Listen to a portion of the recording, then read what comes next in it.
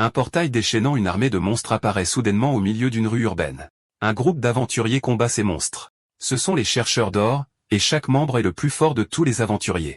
L'un des civils est sur le point d'être écrasé par un des monstres. Beaucoup de chercheurs d'or le voient, mais ils s'en fichent et se disputent pour savoir qui doit se charger de le sauver. Pendant qu'ils se disputent, le monstre géant s'approche de sa victime. Le monstre reçoit soudain un puissant coup de pied au visage qui le repousse loin de sa victime. L'homme venu à la rescousse demande à l'autre homme s'il va bien. C'est Kyo, le chef des chercheurs d'or. Et avec son sourire, tout semble aller pour le mieux. Kyo saute haut pour voir tous les monstres arriver. Avec son rayon de lumière magique, beaucoup d'entre eux sont éliminés instantanément. Il est si puissant que même les autres chercheurs d'or sont impressionnés. Ils savent qu'aussi longtemps qu'il possède sa magie temporelle, il saura toujours ce que les monstres feront avant qu'ils n'attaquent. Il continue de le regarder combattre les monstres avec émerveillement, se demandant comment il peut encore être appelé humain. Après un moment, il ne reste qu'un seul monstre serpent en dehors du portail. Kyo est confiant que s'ils le vainquent, cela signifiera qu'ils ont apporté la paix au peuple. Il dit aux autres chercheurs d'or qu'il va sceller le portail avec sa magie. Soudain, Kyo est frappé par une magie d'attaque par derrière. Cela le pousse à l'intérieur du portail. Il regarde et voit que ses coéquipiers ont scellé le portail avec un cercle magique arcanique. Kyo était choqué. Malgré son pouvoir de voir l'avenir, il n'aurait jamais pensé être trahi. Il leur demande pourquoi il ferait ça. Nathan lui dit avec un sourire malicieux que sa naïveté est exactement la raison de leur trahison. Tous ses coéquipiers lui disent qu'il est un monstre avec une magie temporelle de niveau 100. Ils expriment leur colère face à son habitude de les entraîner dans des situations dangereuses, tout ça pour aider les gens, alors que tout ce qu'il voulait, c'était gagner de l'argent. Nathan lui dit que ce sera la dernière fois et qu'ils lui disent adieu. Kyo les supplie de le laisser sortir du portail, mais ils ne font que regarder. Ils n'arrivent pas à croire qu'il les trahit pour des raisons si superficielles. Il se souvient des bons moments passés avec ses coéquipiers et comment il pensait qu'ils partageaient tous le rêve de protéger le monde des monstres. La colère monte en Kyo tandis qu'il frappe l'entrée scellée du portail.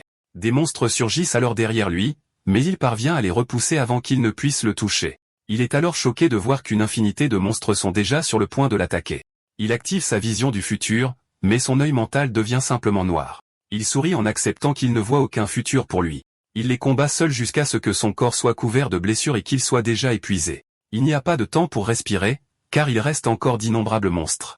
N'ayant plus de force, Kyo est submergé. Malgré cela, il ne lâche rien et continue de se battre. Il déclare qu'il se réincarnera et atteindra le sommet de sa force jusqu'à ce qu'il puisse enfin se venger. Alors qu'il continue de se battre, il jure qu'il ne se reposera pas tant qu'il n'aura pas sa vengeance. Dans un dernier élan de puissance, il déchaîne un rayon d'énergie qui élimine autant de monstres que possible autour de lui. Dans son dernier souffle, il crie. Soudain, il se réveille dans une chambre d'hôpital et voit dans le miroir qu'il est dans le corps d'un adolescent. Il sourit, sachant que la réincarnation a fonctionné. En regardant autour de lui, il voit de l'équipement hospitalier qu'il n'a jamais vu auparavant et réalise que des années ont dû s'écouler depuis sa mort. Il espère que ça ne fait pas 100 ans afin de pouvoir encore se venger. Il voit alors une carte d'étudiant et apprend que le propriétaire de son corps s'appelle Psy et que 20 ans se sont écoulés. Le plus choquant de tout est qu'il voit que l'attribut du garçon est le vide. Il rit de manière maniaque à cette révélation. Il se rappelle qu'il était craint par ses camarades parce qu'il avait l'attribut du temps. Attribut. Cela le dérangeait que cet attribut ne lui offre aucune marge pour devenir plus fort. Il se souvenait que sa vision du futur ne pouvait pas voir le plein potentiel de toute personne possédant l'attribut du vide. Il a de la peine pour le garçon. Il sait que l'attribut du vide est le plus fort, mais il est si rare que personne ne sait comment l'entraîner correctement. Il pense que Psy a dû être moqué toute sa vie pour être inutile. Il promet à l'ancien propriétaire de son corps qu'il fera connaître son nom dans le monde entier comme l'aventurier le plus fort. Il se remémore que grâce à sa vision du futur, il sait comment entraîner l'attribut du vide. Il croit qu'avec son nouveau pouvoir, il deviendra le plus fort. Il jure qu'il trouvera les traîtres et leur fera regretter d'avoir causé sa mort. Psy voit toujours les visages de ses coéquipiers lorsqu'ils l'ont poignardé dans le dos. Il sait que pour obtenir une douce vengeance, il devra d'abord gagner des niveaux. L'attribut du vide est lié à la magie pour contrôler la réalité. Il permet fondamentalement de projeter son imagination dans la réalité. Tout le monde peut imaginer. Transformer cela en réalité, voilà ce qui est difficile. Il examine son corps blessé et décide que c'est parfait pour tester cette compétence. Il applique l'image qu'il a en tête à son corps en visualisant chaque cellule en train d'être restaurée. Les contusions sur ses bras et ses jambes commencent bientôt tout à guérir. Il se redresse, satisfait que cela ait fonctionné. Il ne l'a pas encore entièrement maîtrisé, donc la récupération de son corps n'est pas encore à 100%. Cependant, le niveau du vide continuera d'augmenter plus il utilisera la compétence. L'efficacité s'améliorera également, augmentant la portée et le type d'image que l'on peut convertir en réalité. Finalement, toute image dans son esprit sera pleinement réalisée dans la réalité. Ses pensées sont interrompues par un médecin qui est choqué de le voir enfin réveillé. Il dit à son patient de ne pas bouger car il a été gravement blessé après une attaque de monstre. Psy comprend maintenant ce qui est arrivé à son corps. Le docteur est stupéfait qu'il se soit même réveillé et compare cela à un miracle de la sainte. Psy demande qui c'est, et le docteur est surpris qu'il ne sache pas. Il dit quelle est la sainte épreuve des saints du pentagramme, mais Psy ne les connaît pas non plus. Le docteur se dit qu'il doit être confus d'avoir été dans le coma. Il décide que Psy a besoin d'un examen complet et quitte la pièce pour se préparer. Le jeune homme se demande pendant ce temps si ce groupe est l'un des clans apparus au cours des 20 dernières années. Outre la montée en niveau, il devra mieux comprendre à quoi ressemble l'époque actuelle. Il allume la télévision, qui diffuse justement un reportage sur la catastrophe du donjon de classe SSS d'il y a 20 ans. Psy regarde attentivement et est stupéfait de voir le reportage affirmer que le coupable à l'époque était Kyo, le chef des chercheurs d'or, son ancien corps. Il n'arrive pas à y croire alors que la nouvelle met du temps à être assimilée. Le reportage poursuit en disant que Kyo avait prédit la catastrophe future, mais n'avait parlé à personne. Il avait prévu de profiter du chaos imminent pour diriger le monde. Les autres membres des chercheurs d'or ont empêché que cela ne se produise. Aujourd'hui, ils sont connus sous le nom des grands saints du pentagramme. Ils ont vaincu Kyo et scellé le donjon. Aujourd'hui, les saints continuent de diriger le monde dans de nombreux domaines différents. Psy en a assez entendu et l'éteint. Il regarde par la fenêtre et se met à rire comme un fou. Non seulement ils l'ont trahi, mais ils ont aussi détruit son nom. Ils l'ont assassiné et ont ensuite sans vergogne récolté les récompenses. Il jure de ne pas leur pardonner. Bouillonnant de colère, il déclare qu'il les enverra en enfer. Psy se calme alors un peu. Il réalise qu'il doit être prudent et ne pas être détecté par le radar. Il pose la télécommande et prend son téléphone. Il vérifie les dossiers et est ravi de voir que le directeur de son école est un saint du pentagramme. Il sait maintenant où se trouve l'un d'eux. Cependant, il sait que Wako est un homme prudent et ne montrera pas ses faiblesses si facilement. De plus, la différence de niveau est trop élevée, car sa carte d'identité indique qu'il n'est que de niveau 1. Il retombe sur le mauvais pressentiment, un peu frustré, puis décide qu'il sera plus intelligent d'essayer de monter de niveau d'abord. Cependant, il a déjà fait de Wako sa première cible. Quelques semaines plus tard, Psy est habillé et entièrement guéri. Le médecin n'arrive toujours pas à croire que son patient se soit rétabli en quelques semaines seulement. Il se demande à nouveau si c'est la bénédiction du saint, mais Psy le fait taire. Il dit que c'est grâce à son propre pouvoir. Il quitte ensuite la pièce et fait ses adieux au docteur. Il sort, puis se dit que son niveau, qui est maintenant de 27, devrait suffire pour l'instant.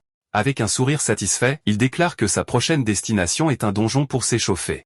Psy se souvient que le docteur lui a dit que la famille de l'ancien utilisateur de son corps était toute décédée. Il a de la peine pour le gamin, mais c'est une bonne chose pour lui car maintenant il peut faire ce qu'il veut. Il continue de marcher jusqu'à ce qu'il repère le portail du donjon. Il met un sweat à capuche et un masque alors qu'il se prépare à entrer pour essayer des choses. Il sort sa carte d'identité, mais le garde à proximité semble immédiatement alarmé. Il attrape Psy par le poignet pour l'empêcher d'entrer.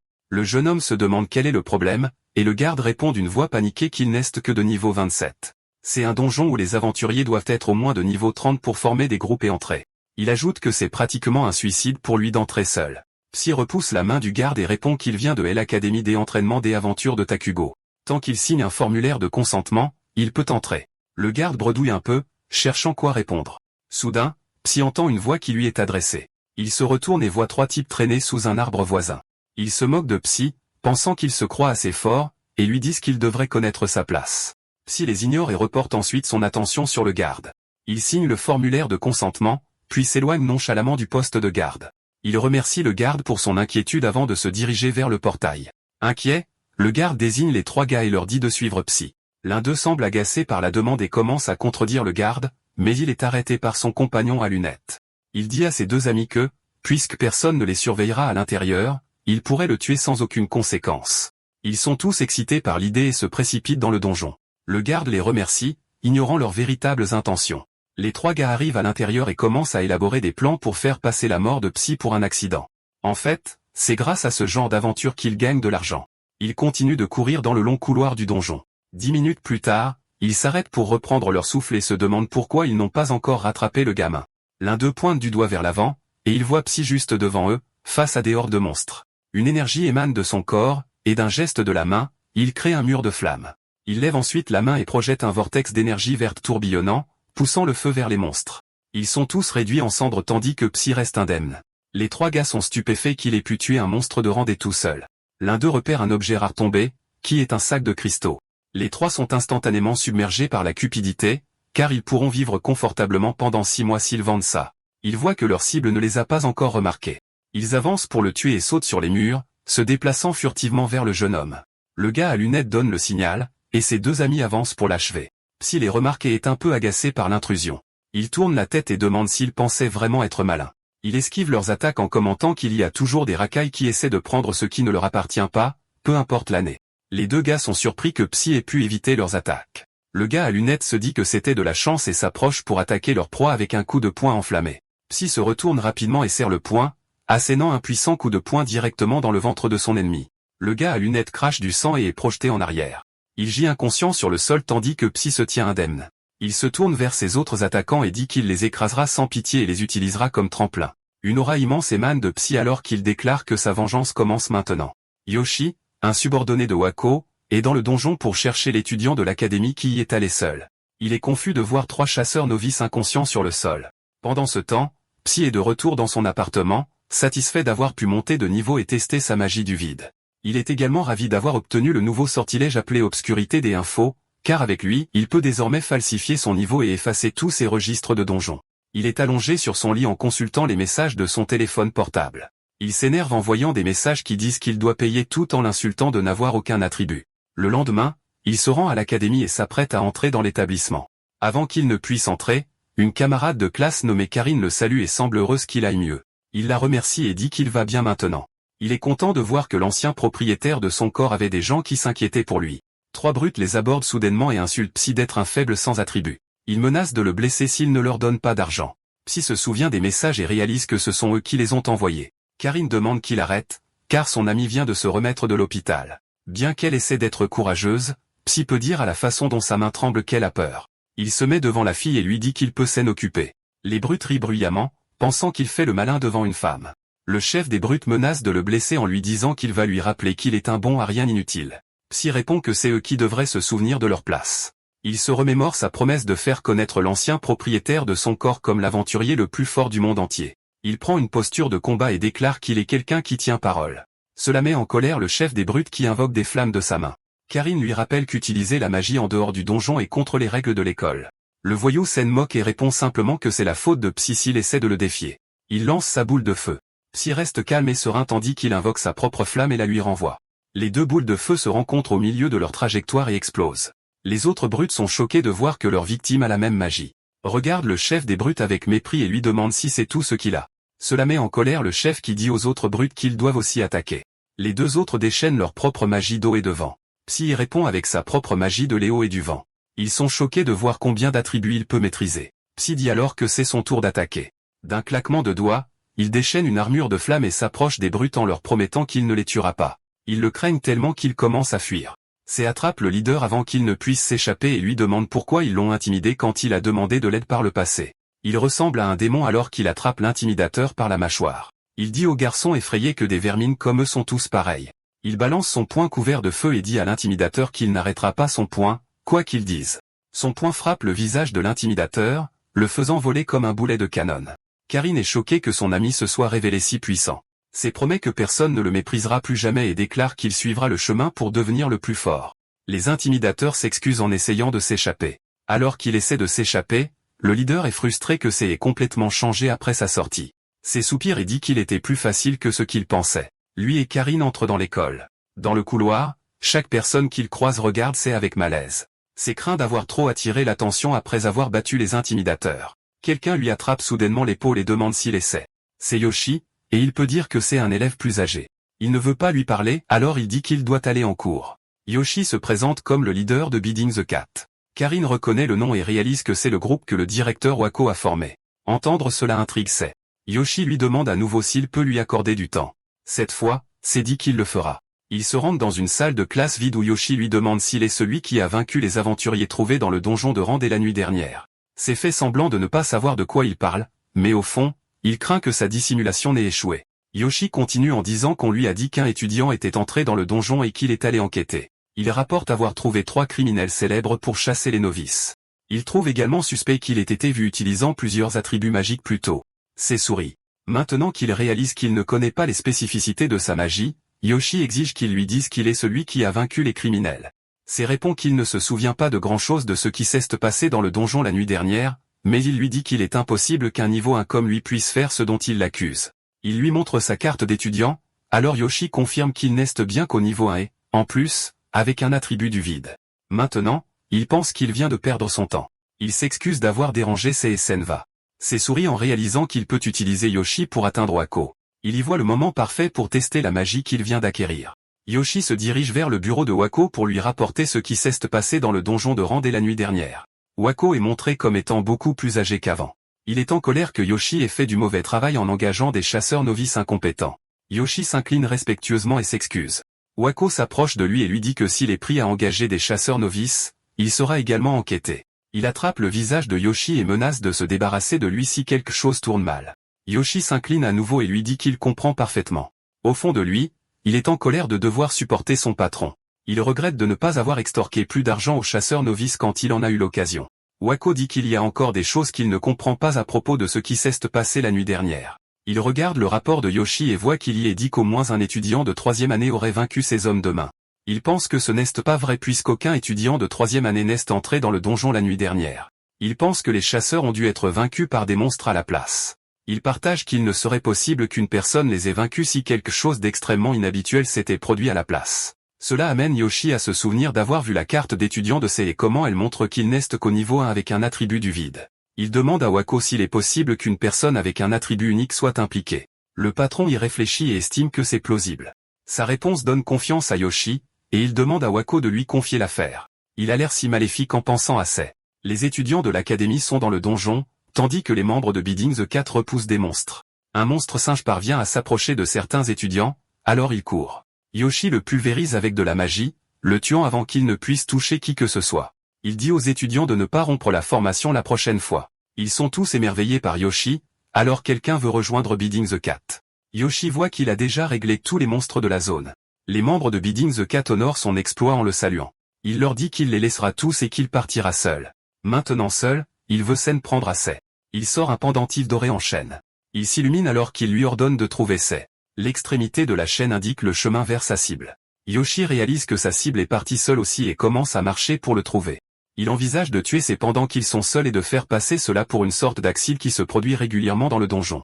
Il se souvient avoir vu les intimidateurs battre en retraite lorsqu'ils l'ont enquêté et les a convoqués pour les interroger. Ils lui ont raconté comment le gamin sans attribut les avait vaincus avec leur propre magie, tout en créant une énorme flamme comme il n'en avait jamais vu auparavant. Yoshi ne les a pas crus. Il a ordonné à ses hommes de se débarrasser des intimidateurs maintenant qu'il avait prouvé leur incompétence. Ils l'ont supplié de leur montrer de la pitié. Yoshi a vu le leader des intimidateurs l'air traumatisé rien qu'en se souvenant de Sei. Yoshi continue à chercher Sei. Il se souvient comment, à cause de la peur dans les yeux de l'intimidateur, il a fait en sorte que Sei aille au cours spécial organisé par Bidding the Cat. Jusqu'à présent, il pense toujours que Sei a dû utiliser des astuces pour vaincre les intimidateurs et les chasseurs novices.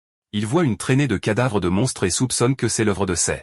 Il peut dire d'après leurs corps qu'ils ont été détruits par un seul tir de magie de feu. Malgré cela, Yoshi ne trouve pas l'exploit si impressionnant. Il se souvient que Wako peut faire la même magie malgré être un pentagramme dropout. Il jure qu'il surpassera son patron un jour et prendra sa place en tant que pentagramme pour régner sur le monde. La simple pensée de son rêve le fait rire de bonheur. Il croit que pour que son rêve soit réalisé, il ne doit laisser personne découvrir son lien avec le chasseur novice. Il sourit à l'idée de tuer Sei pour s'assurer qu'il ne causera pas de problème à l'avenir. Sa chaîne lui dit que sa cible est proche. Il jette un coup d'œil au coin et est choqué de voir Sei assis sur un tas de cadavres de monstres. Sei lui dit qu'il est en retard. Yoshi se demande comment il savait qu'il arrivait alors qu'il avait pris soin de dissimuler sa présence. Sei lui dit qu'il sait qu'il est surpris, et qu'il sait qu'il l'a suivi. Yoshi sort de l'ombre pour lui faire face. Sei révèle qu'il sait qu'il a chassé des novices et leur a extorqué de l'argent. Yoshi, frustré, demande comment il sait cela. Sei répond plutôt qu'il sait qu'il aime chasser et tourmenter les autres. Il jure qu'il lui enseignera plutôt le sentiment d'être chassé. Sei sourit, excité de tester sa nouvelle magie.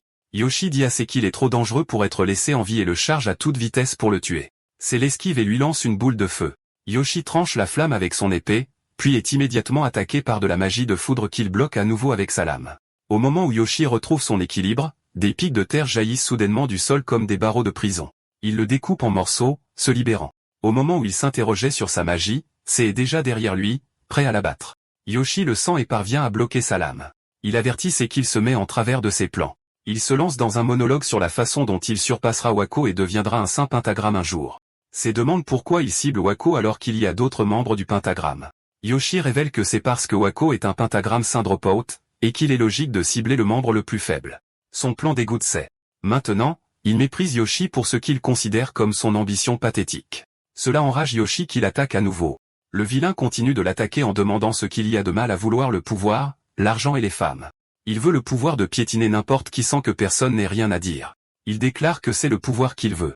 Il imagine qu'un jour, il mettra même la main sur la faiblesse de Claudia, et il la fera sienne. C'est fatigué de ses paroles, alors il veut terminer le combat aussi vite que possible. Il fait une entaille brisant instantanément l'épée de Yoshi. C'est marche vers son adversaire, son épée magique prête. Il a lancé le sort d'hypnose absolue sur Yoshi. Avec cela, l'homme entre en transe. Il tombe alors inconscient sur le sol. C'est se souvient que le sort exigeait de briser d'abord l'esprit de son adversaire. Il ordonne à Yoshi de se lever. Comme par magie, Yoshi se lève sans aide. L'homme a l'air à moitié endormi alors qu'il appelle ses maîtres. C'est souris de voir que son sort a été un succès. Il ordonne à sa nouvelle marionnette de se concentrer sur la tâche dans le donjon pour l'instant et d'attendre d'autres instructions. Yoshi dit qu'il comprend. Il retrouve son calme habituel et dit qu'il va reprendre la direction du groupe. Le regarde s'éloigner de lui avec un sourire. Plus tard, Karine trouve c'est et lui dit qu'elle s'inquiétait pour lui. C'est fait comme si de rien n'était et lui dit qu'il parlait juste à Yoshi de la façon de réaliser leur rêve. Karine demande s'il a reçu de bons conseils.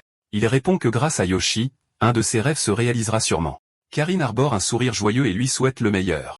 Yoshi les voit et leur dit que le cours spécial est sur le point de se terminer. Karine dit à ses qu'ils devraient y aller avec eux. Secrètement, l'homme est content d'avoir participé au cours spécial. Maintenant qu'il a enfin un pion que Wako ne soupçonnera jamais, Wako demande une mise à jour concernant l'enquête sur l'incident du chasseur novice. Répondant comme à son habitude, Yoshi confirme qu'un étudiant doté d'un attribut unique était impliqué. Il fait un rapport sur ses, qu'il décrit comme un étudiant de première année utilisant la magie du vide. Toujours sous hypnose, il dit que le garçon est interrogé et a admis ses fautes. Entendant qu'il utilisait une magie à attributs multiples, les oreilles de Wako se dressent. Le jeune homme esquisse un sourire subtil mais retort et dit qu'il a besoin de plus de temps pour en apprendre davantage sur les spécificités de cette magie. À ce propos, il ajoute que cela fait longtemps qu'il ne s'est pas joint à la partie, alors il invite le directeur à prendre les rênes. S'étirant un peu, le mage pentagramme convient que ce ne serait pas une mauvaise idée. Après tout, cela faisait longtemps qu'il n'avait pas torturé quelqu'un, surtout pour évacuer son stress. Yoshi essaie de se rendre immédiatement sur place, mais ses paroles sont interrompues par le téléphone qui sonne soudainement. Bien qu'agacé par l'interruption, Wako dit à l'étudiant de partir et qu'il le suivra peu après. Il s'assied pour répondre à l'appel et est accueilli par la voix familière d'une femme qui le remercie avec moquerie de les avoir choisis lors d'une enchère. Il dit à son ancienne camarade de laisser tomber la comédie. Lilith était à l'autre bout du fil, l'air beaucoup plus extravagante qu'il y a 20 ans. La PDG de l'entreprise dit qu'il est trop sec pour quelqu'un qui partage des subventions gouvernementales avec elle, échangeant des plaisanteries peu amicales. Le directeur essaie de mettre fin à la conversation car il est occupé. Sa précipitation la fait rire, sachant qu'il ne fait rien d'autre que de détourner des fonds scolaires. Ses paroles réussissent à l'énerver. Alors il cède et dit qu'il enquête sur un étudiant avec l'attribut du vide, ce qui fait froncer les sourcils de la femme, confuse. Elle se demande quelle valeur une magie aussi inutile pourrait avoir. Le vieil homme soutient que c'est toujours un attribut unique, quelles que soient les notions, ce qui signifie que tout pourrait arriver. Avec un sourire malicieux, elle dit que cela pourrait finir comme la magie de Kyo. Sa prise sur le téléphone se resserre, et il crie qu'il ne veut plus entendre un nom aussi écœurant, ce qui la fait rire. Cela dit, elle ne peut pas le blâmer pour sa réaction. Depuis que leur ancien leader a éveillé ce pouvoir, l'équilibre entre les aventuriers a complètement changé. Dans ce cas, elle décide de rester en contact et de lui demander ses découvertes plus tard. Écoutant le clic de la ligne et le bip sonore, Wako jette le téléphone sur la table, agacé par la renarde égoïste. Sa colère est au comble. Après avoir entendu de nouveau le nom maudit de Kyo après si longtemps, heureusement, il avait le parfait exutoire pour libérer toute sa frustration. Le directeur s'enfonça profondément dans les bois et finit par atteindre un abri caché tout en pensant à des méthodes de torture. Enchanté par les options, il ouvre le cadenas, ayant l'intention de déverser toute sa colère contre Kyo sur leur nouveau captif. Poussant finalement les portes, il s'excuse d'avoir attendu, mais voit la pièce complètement vide et intacte. Il est confus de ne voir personne là. Soudain, Yoshi apparaît par derrière, tendant une embuscade au supérieur et tranchant directement le cou du vieil homme. Cependant, Wako attrape la lame avec ses doigts, sans même regarder en arrière pour se défendre. Pour une raison quelconque, l'étudiant arrogant a gravement sous-estimé l'un des saints pentagrammes. Il dit que le garçon a dû devenir trop arrogant. Après avoir reçu tous ces éloges pour de petits boulots, il était insensé de penser qu'il pourrait être vaincu par une ruse, et maintenant il était temps de payer les conséquences de sa rébellion naïve. Des chaînes magiques ont immédiatement ligoté Yoshi et l'ont suspendu en l'air. Avec cela, Wako prouve sa supériorité en tabassant le garçon, disant qu'il n'est pas de taille face à lui. S'approchant de l'étudiant battu, il répète à quel point l'erreur qu'il a commise est stupide. Les deux avaient un bon système en place, mais il a dû tout gâcher avec ses désirs naïfs. Juste à ce moment, Une voix glaçante frappa les oreilles du vieil homme, disant qu'il était toujours un idiot. La peur rampant soudainement dans tout son corps, il regarda autour de lui avec urgence, exigeant de savoir qui était là. 20 ans se sont écoulés, mais il continuait à ramper devant les puissants et à exploiter les faibles. Se révélant, s'est regarda droit le directeur et laissa les insultes pleuvoir sans arrêt. Le directeur était indigné, refusant d'accepter un tel manque de respect de la part d'un élève de sa propre école. Un homme qui s'est ruiné avec des désirs insensés, cela ressemble à la description parfaite de Wako lui-même. Incapable de le supporter plus longtemps, il exige de connaître le numéro d'identification de l'étudiant et menace d'expulsion. Malheureusement pour lui, il ne faisait que commencer. Était enfin arrivé à ce moment, et il avait bien l'intention de le savourer rien qu'entre eux. Regardant droit son vieil ami, Psy invite Wako à une petite discussion. Toujours ignorant de qui était le garçon, le directeur refusait simplement d'être traité davantage comme un imbécile. Son corps bourdonnait de puissance, et le sol tremblait à son commandement. Le saint pentagramme serra le poing de colère et était déterminé à montrer l'écart entre leurs forces. Utilisant une magie terrestre avancée, une énorme main de pierre jaillit du sol. Avec le bloc solide levé haut, il n'y avait aucun moyen qu'un étudiant ordinaire puisse se défendre. Sans aucun scrupule à le tuer, le directeur avança son bras, et la figure de pierre fit de même, se lançant vers le garçon. L'impact pur le fait exploser, et la vue des rochers volants fait glousser Wako de joie, se sentant avoir établi sa supériorité. Vu la destruction complète de l'abri, il se demande s'il n'a pas trop fait pour un adversaire si faible. Les deux n'avaient pas été correctement présentés, alors il décide au moins d'observer ces derniers instants. S'approchant de l'épine à son flanc, le vieil homme s'arrêta soudainement en voyant une silhouette se tenir droite au milieu des décombres. Il ne croyait pas ses yeux, observant Psy avancer. L'étudiant fit claquer sa langue de déception, répétant qu'il voulait parler d'abord. Malgré avoir été directement touché par la magie avancée, il émergea complètement indemne, refusant d'accepter qu'il ne soit qu'un étudiant ordinaire et exigeant de connaître son identité. Souriant d'amusement pur, le jeune homme dit qu'il devrait déjà savoir qui il est.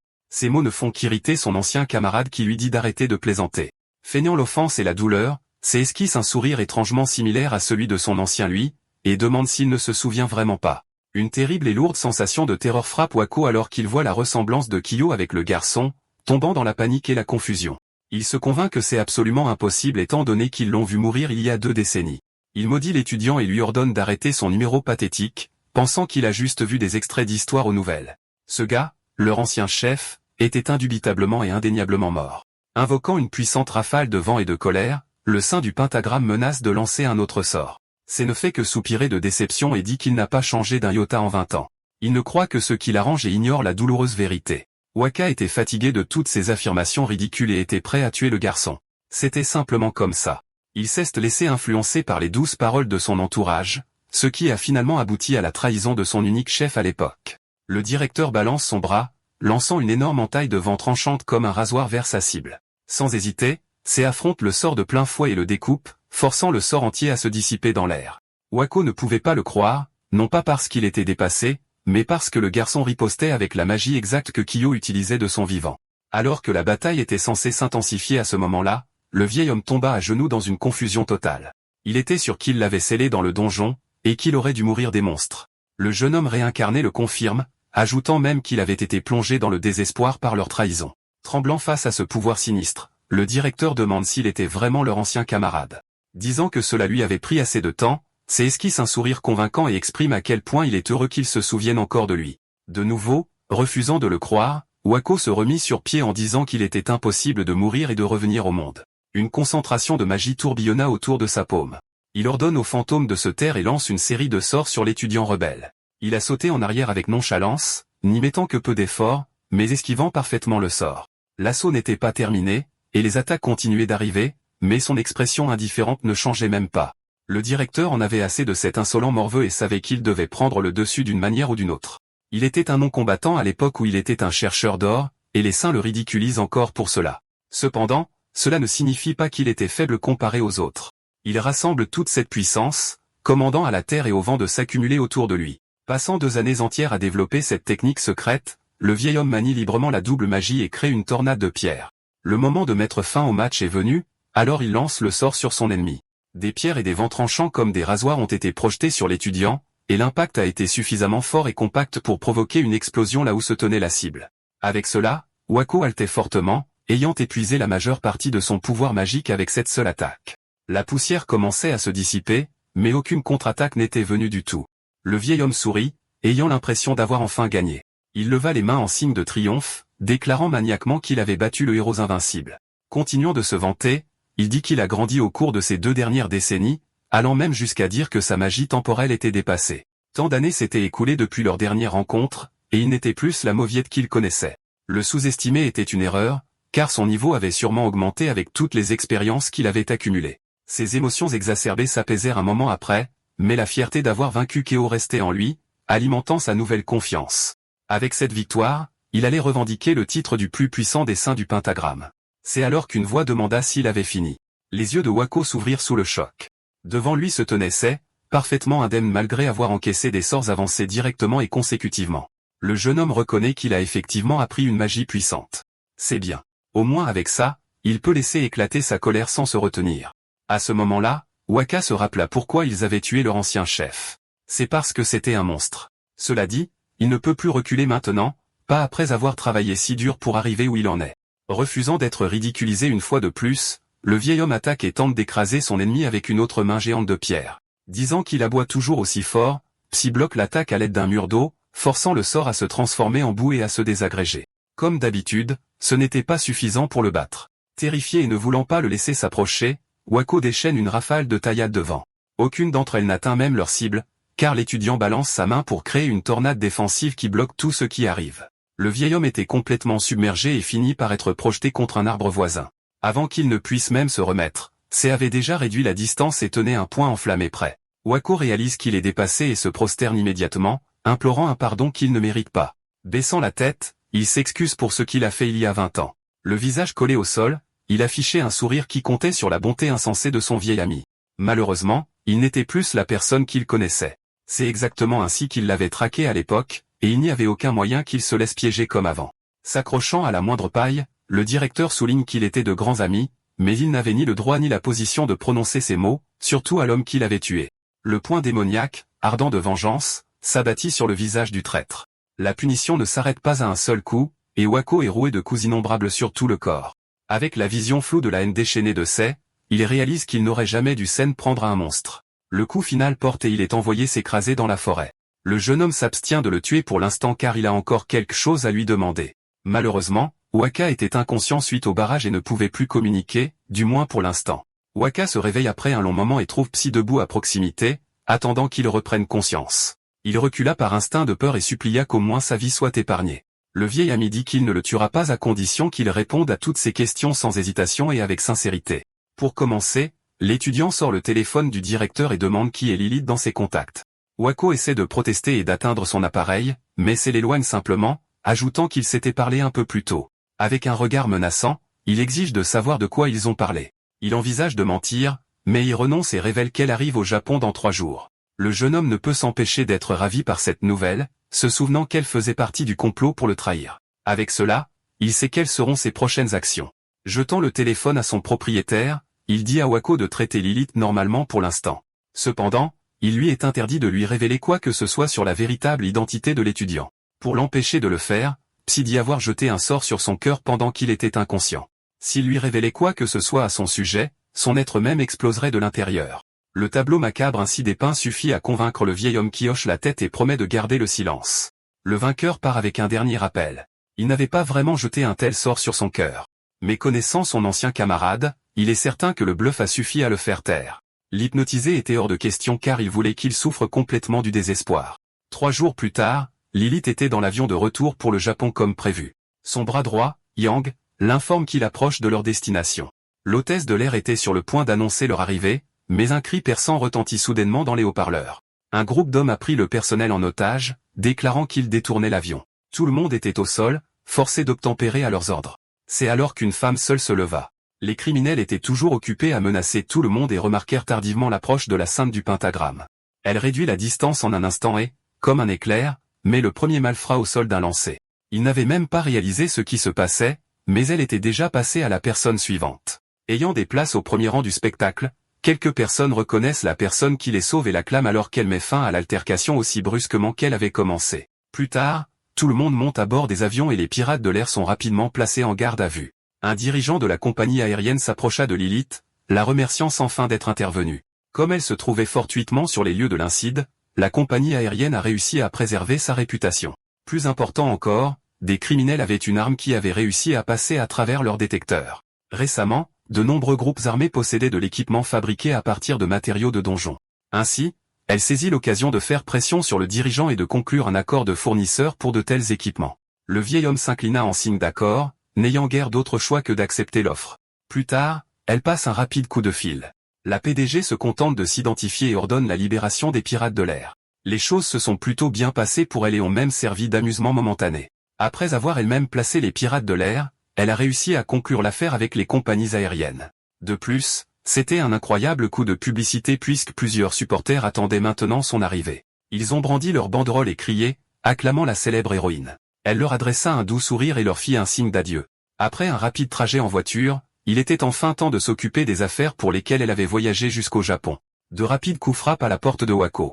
Avant même qu'il ne puisse l'appeler, Lilith entra d'elle-même, s'excusant de l'intrusion. Immédiatement, elle évoque l'étudiant à la tribu du vide et demande s'il a fait des progrès. Transpirant à grosses gouttes, le directeur dit que c'était une impasse et un échec lamentable, exactement comme elle l'avait prédit. Elle ne proteste pas beaucoup, s'attendant à un tel résultat dès le départ. Wako fait de son mieux pour garder le silence, craignant que le faux sort sur son cœur ne s'active. Passant à autre chose, elle commence à parler de leurs affaires réelles et suggère de commencer à trouver un nouveau cobaye pour le nouveau médicament qu'ils développent. Le directeur a bien utilisé le système scolaire jusqu'à présent. C'est écouter leur conversation de loin, ayant secrètement mis sous écoute les appareils de Wako. Avec cela, il est maintenant certain que Lilith sera la prochaine personne à connaître le désespoir, comme on peut s'y attendre d'une sainte du pentagramme. Les grands médias rapportent l'arrivée de Lilith au Japon. En entendant le reportage télévisé sur elle avec les pirates de l'air, Wako pense à la femme impliquée dans la trahison mortelle qu'il a vécue il y a des années. Elle a fait fortune en produisant des armes uniques forgées avec des matériaux trouvés dans les donjons. Malheureusement, elle semble impliquée dans des choses plus sombres concernant l'école. C'est se prépare à bouger. La sainte est une héroïne en surface, mais profite des autres en coulisses. Maintenant, en plus de sa vengeance, le jeune homme avance avec ses plans. Il traverse les couloirs de l'école, se demandant comment il devrait s'y prendre en premier lieu. La sécurité était stricte quand il est entré pour la première fois à l'académie, et maintenant ça allait empirer. Alors qu'il décidait de se concentrer sur l'enquête pour l'instant, une voix joyeuse interrompit ses pensées. C'était Karine, lui souriant avec ses grands yeux et son aura angélique, comme à son habitude. Se rapprochant de son téléphone, elle commente le fait qu'il lisait les articles sur l'arrivée de Lilith. Comme tout le monde, elle se pâme devant la PDG à succès, surtout après l'incite du détournement. L'entendant ajouter quelque chose à propos du grand serpent, il demande de quoi il s'agit. Il s'agit essentiellement d'un clan de personnes puissantes formées personnellement par la sainte elle-même. Il se souvient des hommes en noir qu'il a gardés et réalise qu'ils doivent être ce groupe. Beaucoup d'étudiants là-bas prévoient même de rejoindre l'armée ou le grand serpent s'ils ont de la chance. Comme un éclair, il a l'idée d'entrer dans ce clan pour se rapprocher de sa cible. Avec un nouvel objectif en tête, il remercie Karine pour toute son aide et s'éloigne. Elle est laissée perplexe alors qu'il court en classe, mais accepte sa gratitude malgré tout.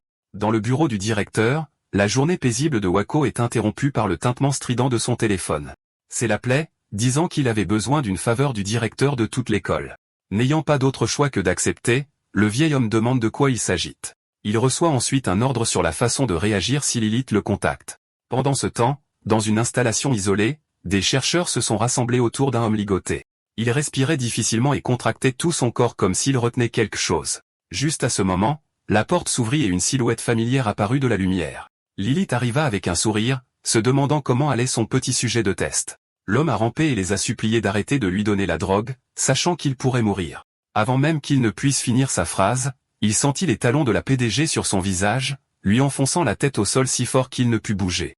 Elle rejette catégoriquement sa supplique, déclarant qu'elle ne prend pas d'ordre de ces rats de laboratoire. Elle sourit et dit qu'il n'y a pas lieu de s'inquiéter, promettant qu'il deviendra encore plus fort s'il est compatible avec la substance.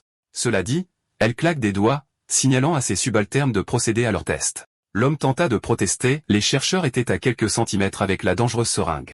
Dès que l'aiguille pénètre dans son cou, la substance est injectée dans son système, provoquant un changement immédiat de son comportement. Se tordant et convulsant, il perdit progressivement le contrôle de son corps à cause de cette seule injection. Lilith soupire en voyant les effets secondaires et dit qu'ils ont besoin de quelqu'un avec une meilleure capacité magique. Ils ont besoin de plus de données pour que les choses fonctionnent. En d'autres termes, ils ont besoin de plus de sujets d'essai pour poursuivre le développement. Comme d'habitude, ils utiliseront le recrutement de clans comme façade pour rassembler des personnes compétentes. En remontant l'ascenseur, elle appelle Wako et dit qu'elle a besoin de personnes douées en magie, lui demandant d'en envoyer de l'école. Il reste silencieux un moment et réfléchit à l'ordre qu'il vient de recevoir. Faisant ce qu'on lui a dit, il suggère quelque chose. Ils peuvent organiser un recrutement de clan à l'académie, où ils pourront certainement trouver des personnes qualifiées. Elle ne peut s'empêcher de lui faire un compliment hypocrite et dit qu'il a en fait de bonnes idées. La date, l'heure et d'autres détails suivront bientôt, mais maintenant ils savent quoi faire. Wako raccroche le téléphone en pensant qu'il a fait exactement ce que le jeune homme avait ordonné. Dans l'auditorium de l'académie, Yang se présenta avec une annonce à faire. Il révèle les projets d'organiser un examen de sélection à l'école pour le clan du Grand Serpent. Les étudiants murmurent de surprise, ne s'attendant pas à une si belle opportunité. Psy sourit de la même manière, sachant qu'il pouvait l'utiliser pour se rapprocher de sa prochaine cible. Plusieurs candidats participent à l'examen de sélection, espérant rejoindre le clan du Grand Serpent. Alors que Yang expliquait les règles et le déroulement de l'examen, Psy ne pensait qu'à réussir afin de se rapprocher de Lilith. Il essayait de ne pas attirer l'attention après sa rencontre avec Wako, mais maintenant c'était le contraire. Pendant les prochaines heures, il va faire de son mieux pour être remarqué par les examinateurs. Enfin, les gens allaient avoir un aperçu de sa véritable puissance. Ayant un peu de temps libre après l'orientation, s'y retrouve Karine, qui participait également au processus de sélection. À vrai dire, il voulait la garder aussi loin que possible de l'action. Même elle sait qu'elle n'avait pas vraiment sa place ici, mais la jeune femme a ses propres raisons de participer. Ainsi, ils ont tous deux accepté de faire de leur mieux et de s'en sortir ensemble.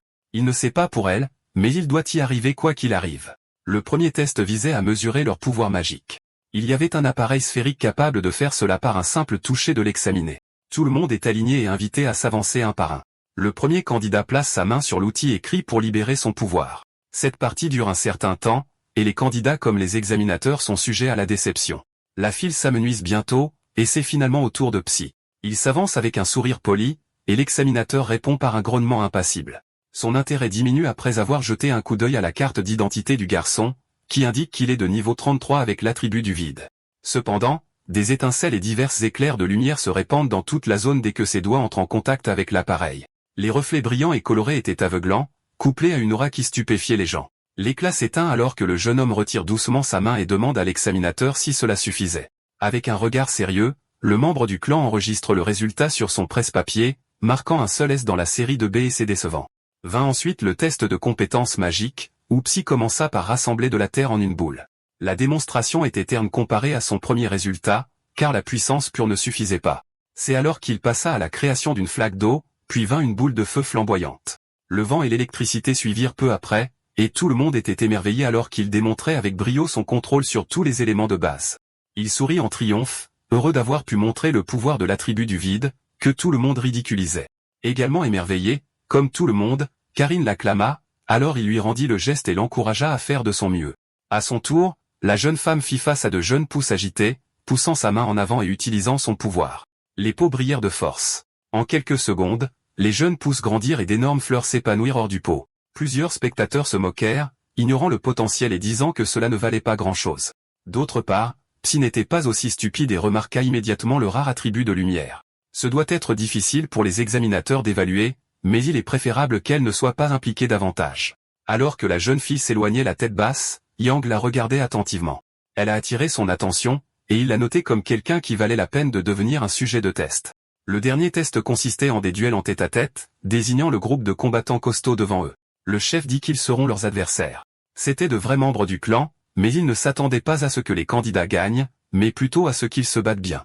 Après tout, il n'y avait aucune chance qu'un simple étudiant puisse gagner contre eux. Un homme ricana et s'étira en faisant face à Psy, disant qu'il avait fait sensation lors du premier test. Bien qu'il ait obtenu de bons résultats tout au long de la journée, ce qui compte à la fin, c'est le vrai combat. Avec un sourire et un ton condescendant, le garçon dit qu'il espère apprendre beaucoup. Le membre du clan annonce qu'il va tout arrêter en un seul coup, puis rassemble sa magie pour invoquer une grande masse de terre. En frappant à travers, il les brise et les lance en avant comme une pluie de pierres. Psy bloque facilement avec une solide barrière de vent et renvoie les roches d'où elles venaient. L'examinateur est choqué, ne comprenant pas comment son sort a été détruit en un seul coup. Pour aggraver les choses, son adversaire avait disparu de sa vue. Le jeune homme apparut derrière lui, s'arrêtant juste avant qu'un éclat de glace aiguisé ne frappe son cou. Renvoyant ses paroles avec un commentaire sarcastique, Psy domine complètement le match. Sa victoire fut annoncée, et tout le monde avait la bouche grande ouverte sous le choc, incapable de croire qu'il venait de gagner contre un vrai membre du clan. Comme il l'avait prévu, Yang commença enfin à y prêter attention. Dès que l'examen est terminé, il appelle Lilith pour faire le point.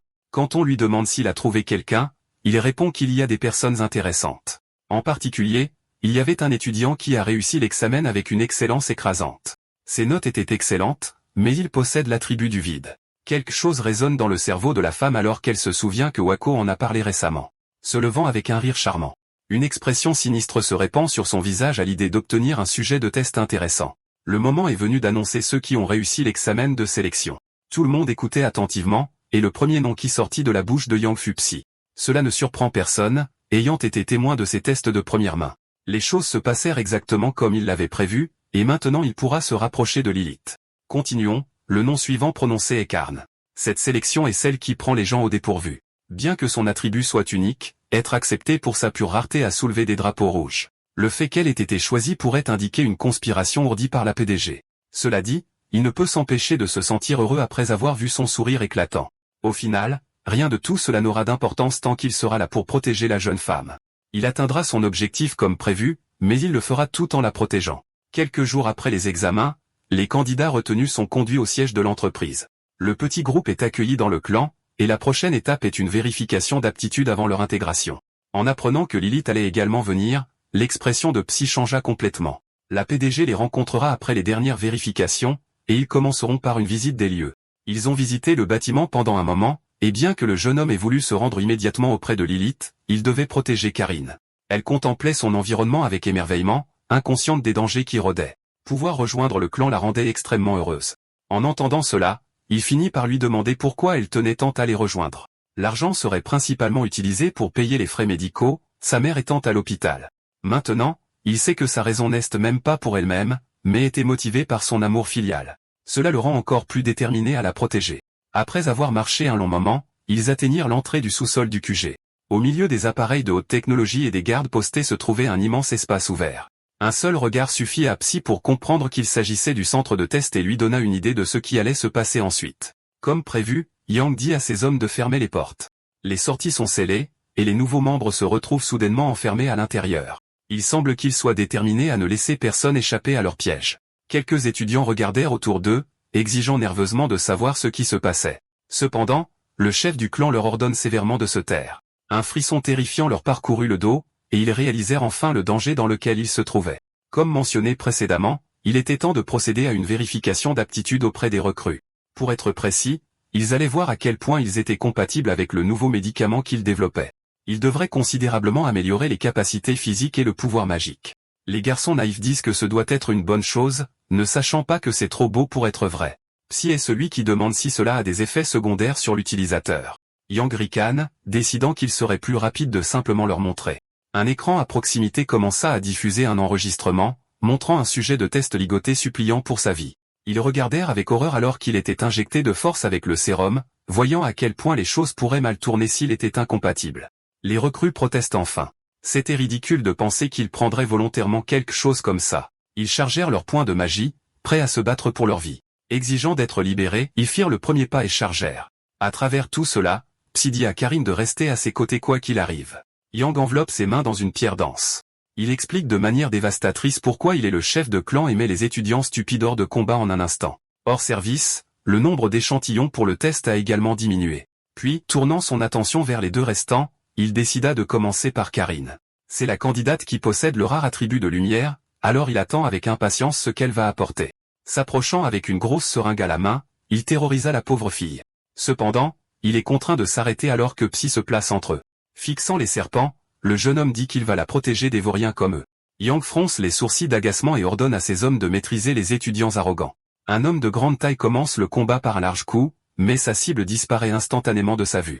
Avant qu'il ne puisse réagir, il fut immédiatement mis hors de combat d'un seul coup. Les autres restent sur leur garde, surpris de la force réelle du garçon. Il ne perd pas de temps et passe au suivant. Débordant de pouvoir, Psy élimine rapidement tout le monde d'un seul mouvement fluide, et tout le clan est complètement vaincu. Voyant le dernier de ses hommes tomber, même Yang ne croyait pas ses yeux. Se tournant vers lui avec un regard froid, le garçon dit qu'il allait être le prochain à tomber. Au final, on en est arrivé là, et le bras droit de Lilith n'a plus le choix.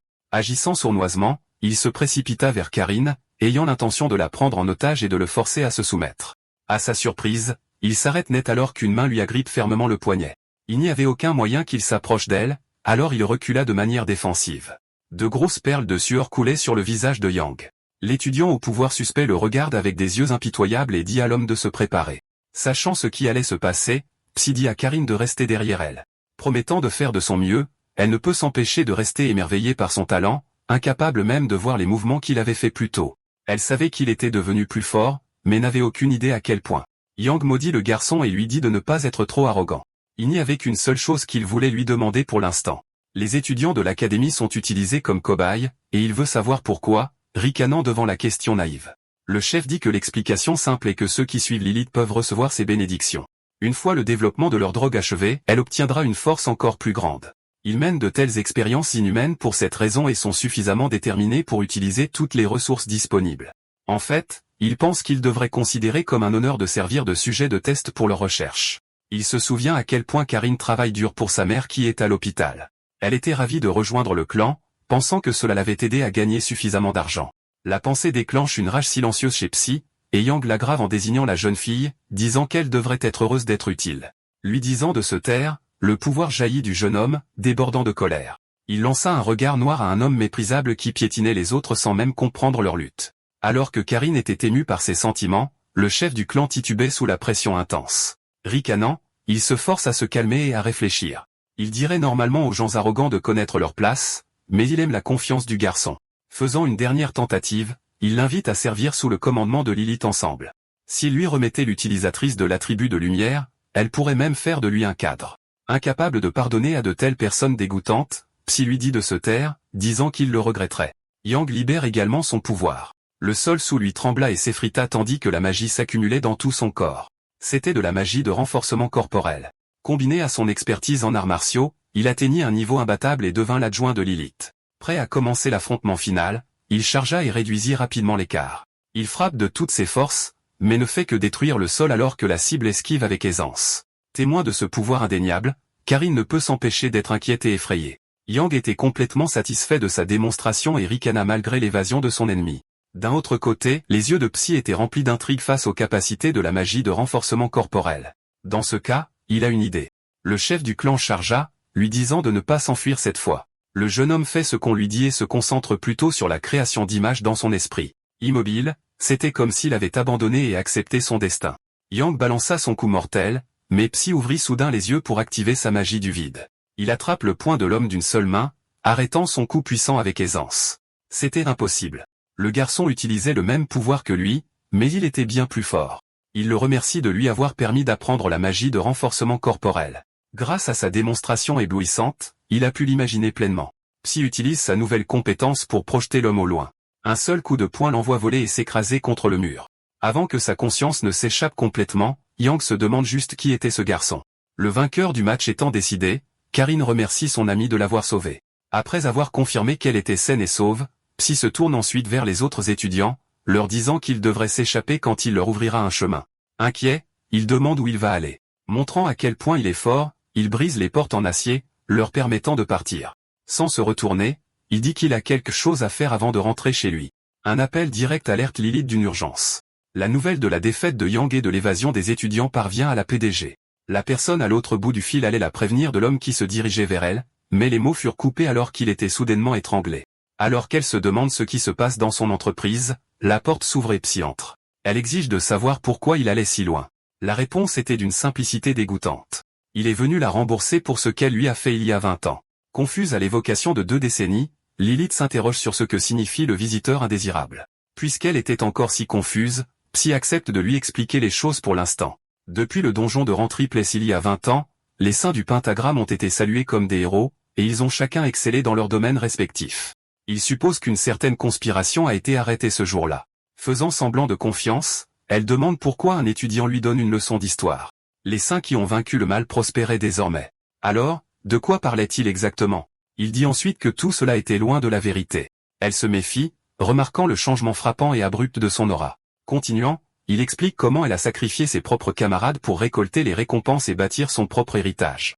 Même maintenant, elle piétine la volonté de ceux qui se tenaient autrefois à ses côtés. Il lui demande s'il a tort, comme s'il la mettait au défi de mentir. Lilith se moque de ses paroles. L'agitation qu'il a causée l'inquiétait, mais le voilà à croire aux théories du complot. Théorie. Cependant, il sait pertinemment que ce n'est pas qu'une conspiration. D'un ton froid, Psy dit qu'elle a poussé son propre camarade dans la porte. Des frissons lui parcourent l'échine, ne comprenant pas comment un enfant au hasard pourrait connaître ce secret. Voyant sa confusion, il lui demande si elle ne comprend toujours pas qui il est. C'est ainsi qu'il révèle sa véritable identité, la réincarnation de Kyo. Comme Wako, un intense sentiment de terreur frappe Lilith.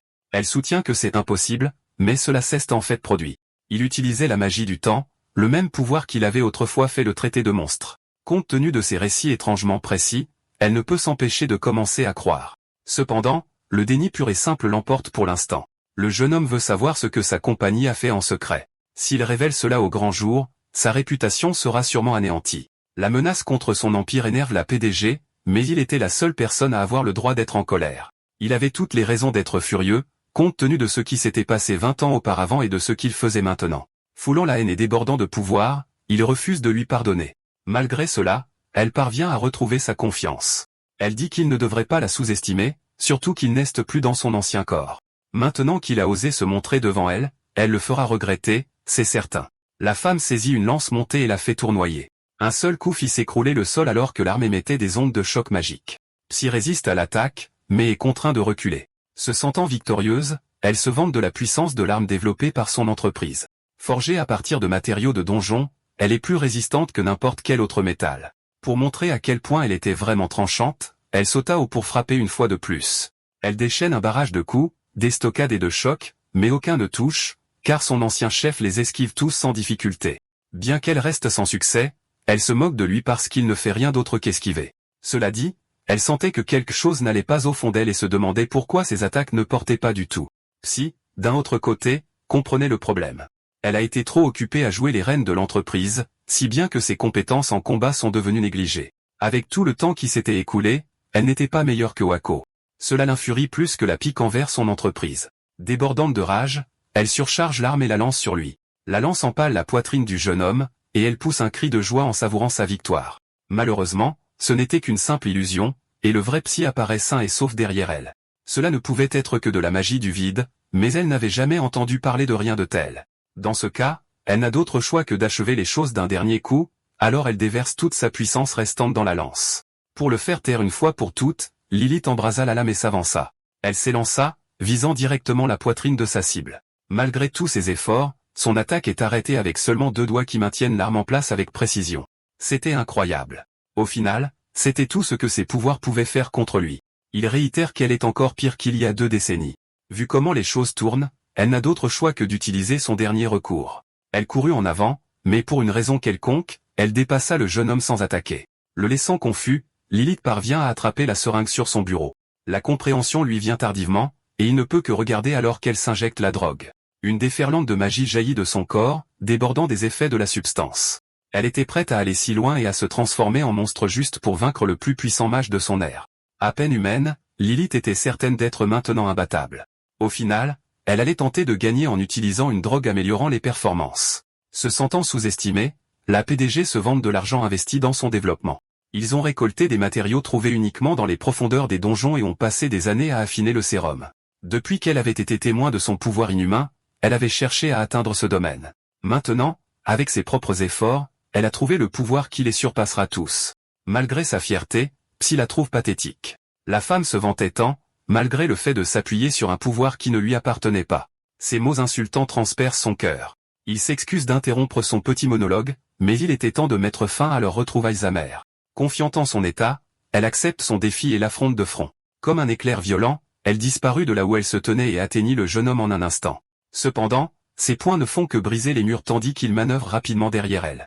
Bien qu'elle se retrouve avec un bureau en ruine, Lilith demande à entendre son opinion sur sa force nouvellement acquise, les fruits de ses recherches. Réduisant l'écart avant qu'il ne puisse réagir, elle dit qu'elle l'enverra dans l'au-delà et lui assène un coup droit dans le ventre. Le coup l'envoie s'écraser de l'autre côté de la pièce. Elle a l'impression d'avoir enfin gagné, mais ressent soudain une sensation de piqûre dans ses pieds. Incapable de bouger, la femme découvre un pic de glace transpercé dans son pied. C'est quelque chose qui l'a planté quand elle a attaqué, et maintenant la connexion magique la fait tomber au sol. Dans le déni, elle se demande comment il a même fait ça. Grâce à son homme de main, il a réussi à maîtriser l'amélioration corporelle en peu de temps. Ces drogues sont impressionnantes, c'est sûr, mais elles ne sont bonnes qu'à soulever de la poussière. La moquerie continue de ses recherches enragea la PDG, mais Psy est fatiguée des absurdités qu'elle ne cesse de débiter. Après avoir piétiné les gens, elle a l'audace d'appeler ça un progrès scientifique. Elle lui donne la nausée. Dans un dernier effort désespéré, Lilith aiguise l'aura magique de ses mains et frappe. Cependant, son poignet est attrapé en l'air avant qu'elle ne puisse atteindre sa cible. Une contre-attaque rapide sur son corps la frappe fort, et elle a le souffle coupé complètement. Tombant au sol, elle se demande pourquoi sa nouvelle force ne fonctionnait pas ou ne gagnait pas. Cela dit, elle connaît déjà la réponse, et c'était juste sa force pure. Psy s'éloigne, disant que son pouvoir n'a jamais été réel au départ.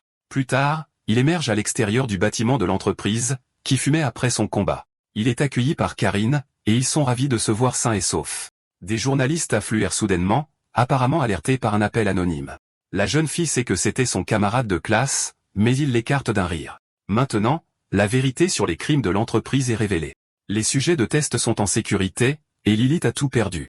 Appelant Psy, Karine dit qu'elle ne connaît toujours pas les détails, mais était sûre qu'il l'avait sauvé là-bas.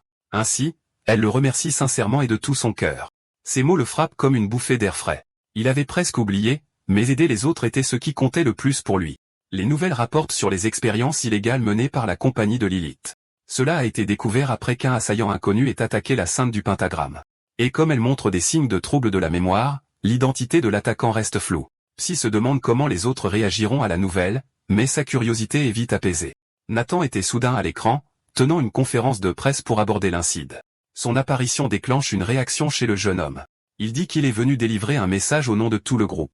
Affirmant être dévasté par l'incide de Lilith, il dit qu'il ressent une immense honte en tant que ses camarades, n'ayant pas remarqué sa descente dans les ténèbres. Le fait qu'il allait faire semblant de ne rien savoir encore enragea Psy.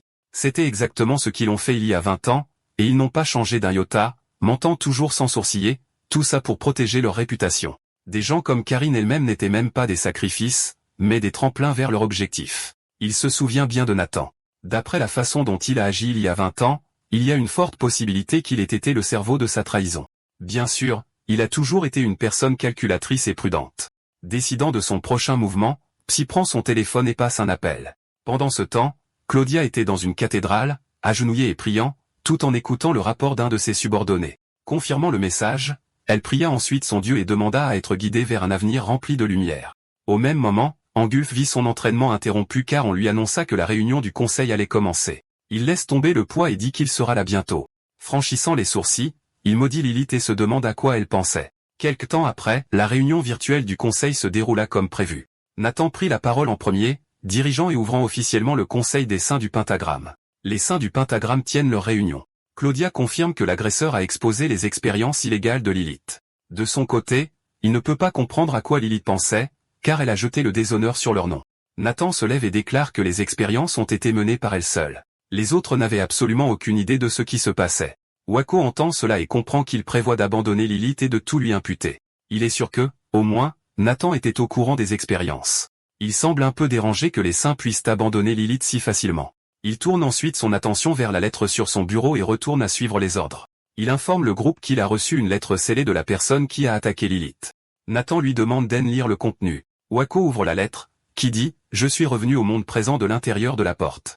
Je m'occuperai de vous tous, alors attendez. » Les yeux de Sato, Claudia et Angulf s'écarquillent de choc en entendant cela, tandis que Nathan reste pensif. Claudia demande si ce pourrait être quelqu'un d'autre se faisant passer pour Sato. Nathan dit qu'il n'aurait pas pu savoir ce qu'il y avait à l'intérieur de la porte à moins d'y être allé. Elle se demande s'il a utilisé la magie du temps. Angulf a l'air en colère et dit que si Sato est vraiment de retour, alors ils n'ont qu'à le neutraliser à nouveau. Nathan dit qu'il devrait s'abstenir d'agir et plutôt attendre de voir comment leur ennemi agira.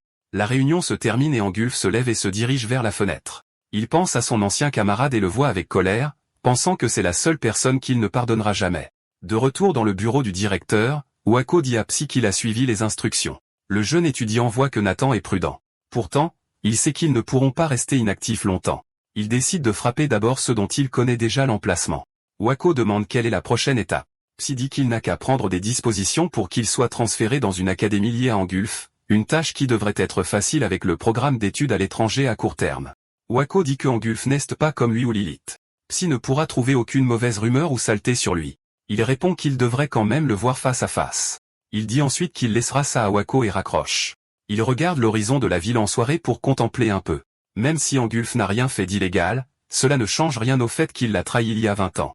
Quelque temps plus tard, nous voyons un avion survoler l'école. Karine le voit par la fenêtre et sourit, sachant que Psy est à bord.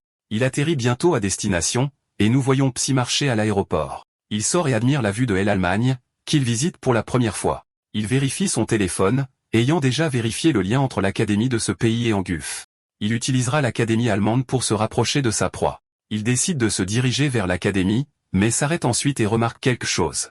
Deux gars semblent intimider une fille japonaise. Il parle allemand, alors il utilise sa capacité du vide pour traduire automatiquement. Les mots commencent à prendre sens, et il entend l'un d'eux lui demander de sortir avec eux. Elle a l'air agacée et dit qu'elle refuse de sortir avec des voyous. Cela les met en colère, et ils disent qu'elle devra être punie pour cela. Il avance sa main pour la saisir et pose sa main de force sur son épaule. De l'autre côté de la rue, Psy leur crie de la laisser tranquille. Il se demande qui il est. Psy répète ce qu'il a dit et les insulte aussi. Les deux intimidateurs sont maintenant rouges de colère et utilisent la magie du feu sur leurs poings. Puis ils chargent le touriste, lui disant de ne pas les sous-estimer. L'un d'eux s'avance pour frapper, mais Psy utilise son pouvoir pour les repousser tous les deux avec une force incroyable. La fille se retourne et voit que les deux hommes ont été assommés en un seul coup. Elle porte ensuite son regard sur Psy et se demande ce qu'il en est de cet étudiant. Les deux acolytes s'enfuient. Yuki le remercie de l'avoir sauvé. Psy note qu'ils ont attiré une grande foule et suggère qu'il se déplace. Il s'éloigne nonchalamment. Yuki se souvient que la dernière fois qu'elle a été sauvée, c'était lorsqu'elle a rencontré une certaine personne. Ils atteignent une rue calme. Psy remarque que Yuki veut dire quelque chose mais hésite. Elle dit finalement qu'elle est reconnaissante pour ce qu'il a fait car les choses n'ont pas dégénéré. Il dit de ne pas en parler, et il continue de marcher. Psy a l'impression de l'avoir déjà vu quelque part. Elle lui demande alors s'il est un étudiant japonais. Il le confirme et ajoute qu'il vient d'arriver pour un court programme d'échange. En fait, il est maintenant en route pour l'académie d'entraînement. Yuki sourit et dit qu'elle le guidera là-bas en guise de remerciement. Il dit qu'il apprécie, et ils continuent leur chemin. Il apprend plus tard qu'elle voyage autour du monde et qu'elle a ses propres circonstances. Il se demande s'ils ont le même âge, puis lui demande si elle est inquiète de voyager seule. Elle dit qu'elle va bien et qu'elle connaît un sort ou deux. Bien que Psy ne soit pas convaincue, car elle vient de se faire attraper, elle dit ensuite qu'il étudie à l'académie d'entraînement. Il ressent quelque chose dans son ton et demande s'il y a quelque chose de mal à cela. Elle dit que cette école est réputée pour son système basé sur le mérite. Les étudiants ont leur propre classement de classe ou hiérarchie. Il y a même un système de points qui récompense les réalisations. Il voit qu'ils prennent la méritocratie au sérieux ici. Selon Wako, Angulf dirige des séances d'entraînement régulières pour les étudiants de la classe supérieure. S'il veut se rapprocher des Angulf, il devra faire sensation dans ce type d'école. Psy sourit et attend le défi avec impatience. Yuki pointe alors du doigt. La structure principale de l'académie d'entraînement ressemble à un château. Psy dit alors qu'il ira bien à partir d'ici, et ils se disent au revoir. Avant qu'ils ne partent, elle lui dit son nom, et il se serre la main. Ses yeux s'écarquillent cependant quand elle entend son nom. Psy se demande quel est le problème. Elle reprend son calme et dit juste qu'il a le même nom que quelqu'un qu'elle connaît. Elle lui souhaite bonne chance et part dans l'autre direction. Psy la regarde un instant et note que quelque chose chez elle lui semble également familier. Il se tourne ensuite vers l'académie et commence à marcher vers sa destination. En chemin, quelqu'un l'interpelle. Un homme à l'air méchant nommé Matt demande s'il est le japonais qui est en transfert. L'appelle un délinquant, ce qui met le jeune homme en colère. Il saute et dit que Psy n'a rien de spécial.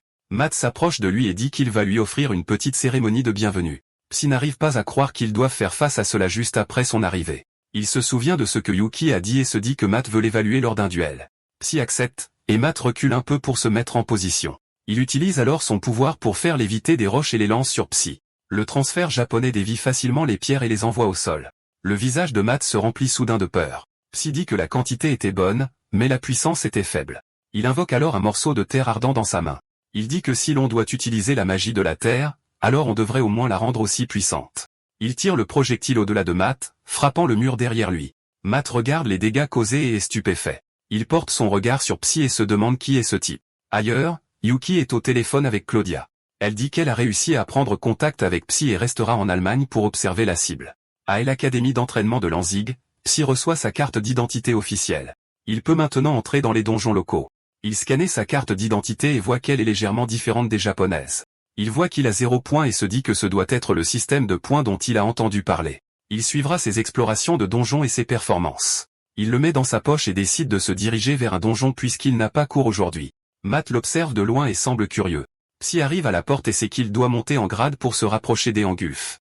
Il entre dans un donjon de haut niveau et voit que l'intérieur ressemble à des ruines antiques. Il se demande quel genre de monstre il va rencontrer ici. De multiples guerriers squelettes morts-vivants apparaissent et le chargent. Bien qu'il ne soit pas présent au Japon, il connaît toujours leurs points faibles de sa vie antérieure. Le premier monstre approche et saute sur le côté pour éviter l'attaque. Les morts-vivants s'effondreront s'ils sont frappés par une force contondante et le feu. Il délivre ainsi un puissant coup de poing enflammé au torse du squelette. Sa partie supérieure est séparée de ses jambes et projetée en arrière. Les autres monstres sont surpris alors que Psy les nargue pour qu'ils l'attaquent. Quelque temps plus tard, nous voyons que tous les guerriers squelettes ont été vaincus. Psy entre tranquillement dans la salle du boss et voit un monstre de type liche flotter dans les airs. Il dégage une aura lourde, alors il décide de tâter le terrain d'abord. Il l'attaque avec une boule de feu. Le monstre lève son bâton et projette la boule de feu, la dissipant. C'est n'est pas si surpris, c'est un boss après tout. La liche pointe son bâton vers lui et tire une décharge d'énergie. C'est saute hors du chemin mais est un peu surpris de voir que l'orbe fait fondre tout ce qu'elle touche. Cependant, il sourit, pensant qu'il utilisera cela à son avantage. Il concentre la magie du vent à ses pieds et augmente sa propulsion. Il s'élance du sol directement sur le boss insouciant. Il lance la magie directement sur la tête du monstre. Il hurle de douleur alors que son visage commence à fondre. Psy atterrit au sol, et le monstre est rapidement réduit en cendres. Il dit que le sort a eu un impact élevé. Cependant, comme c'était un sort de haut niveau, il n'a pas pu le reproduire parfaitement. Il voit qu'il doit élever encore plus son niveau de magie du vide. De plus, il dit qu'il sait que Matt est là et lui dit de se montrer. Matt ne pensait pas être repéré et dit qu'il regardait le combat. Se demande s'il est là pour le défier à un autre duel. Il sent quelque chose dans l'aura de Matt et devine qu'il cache quelque chose.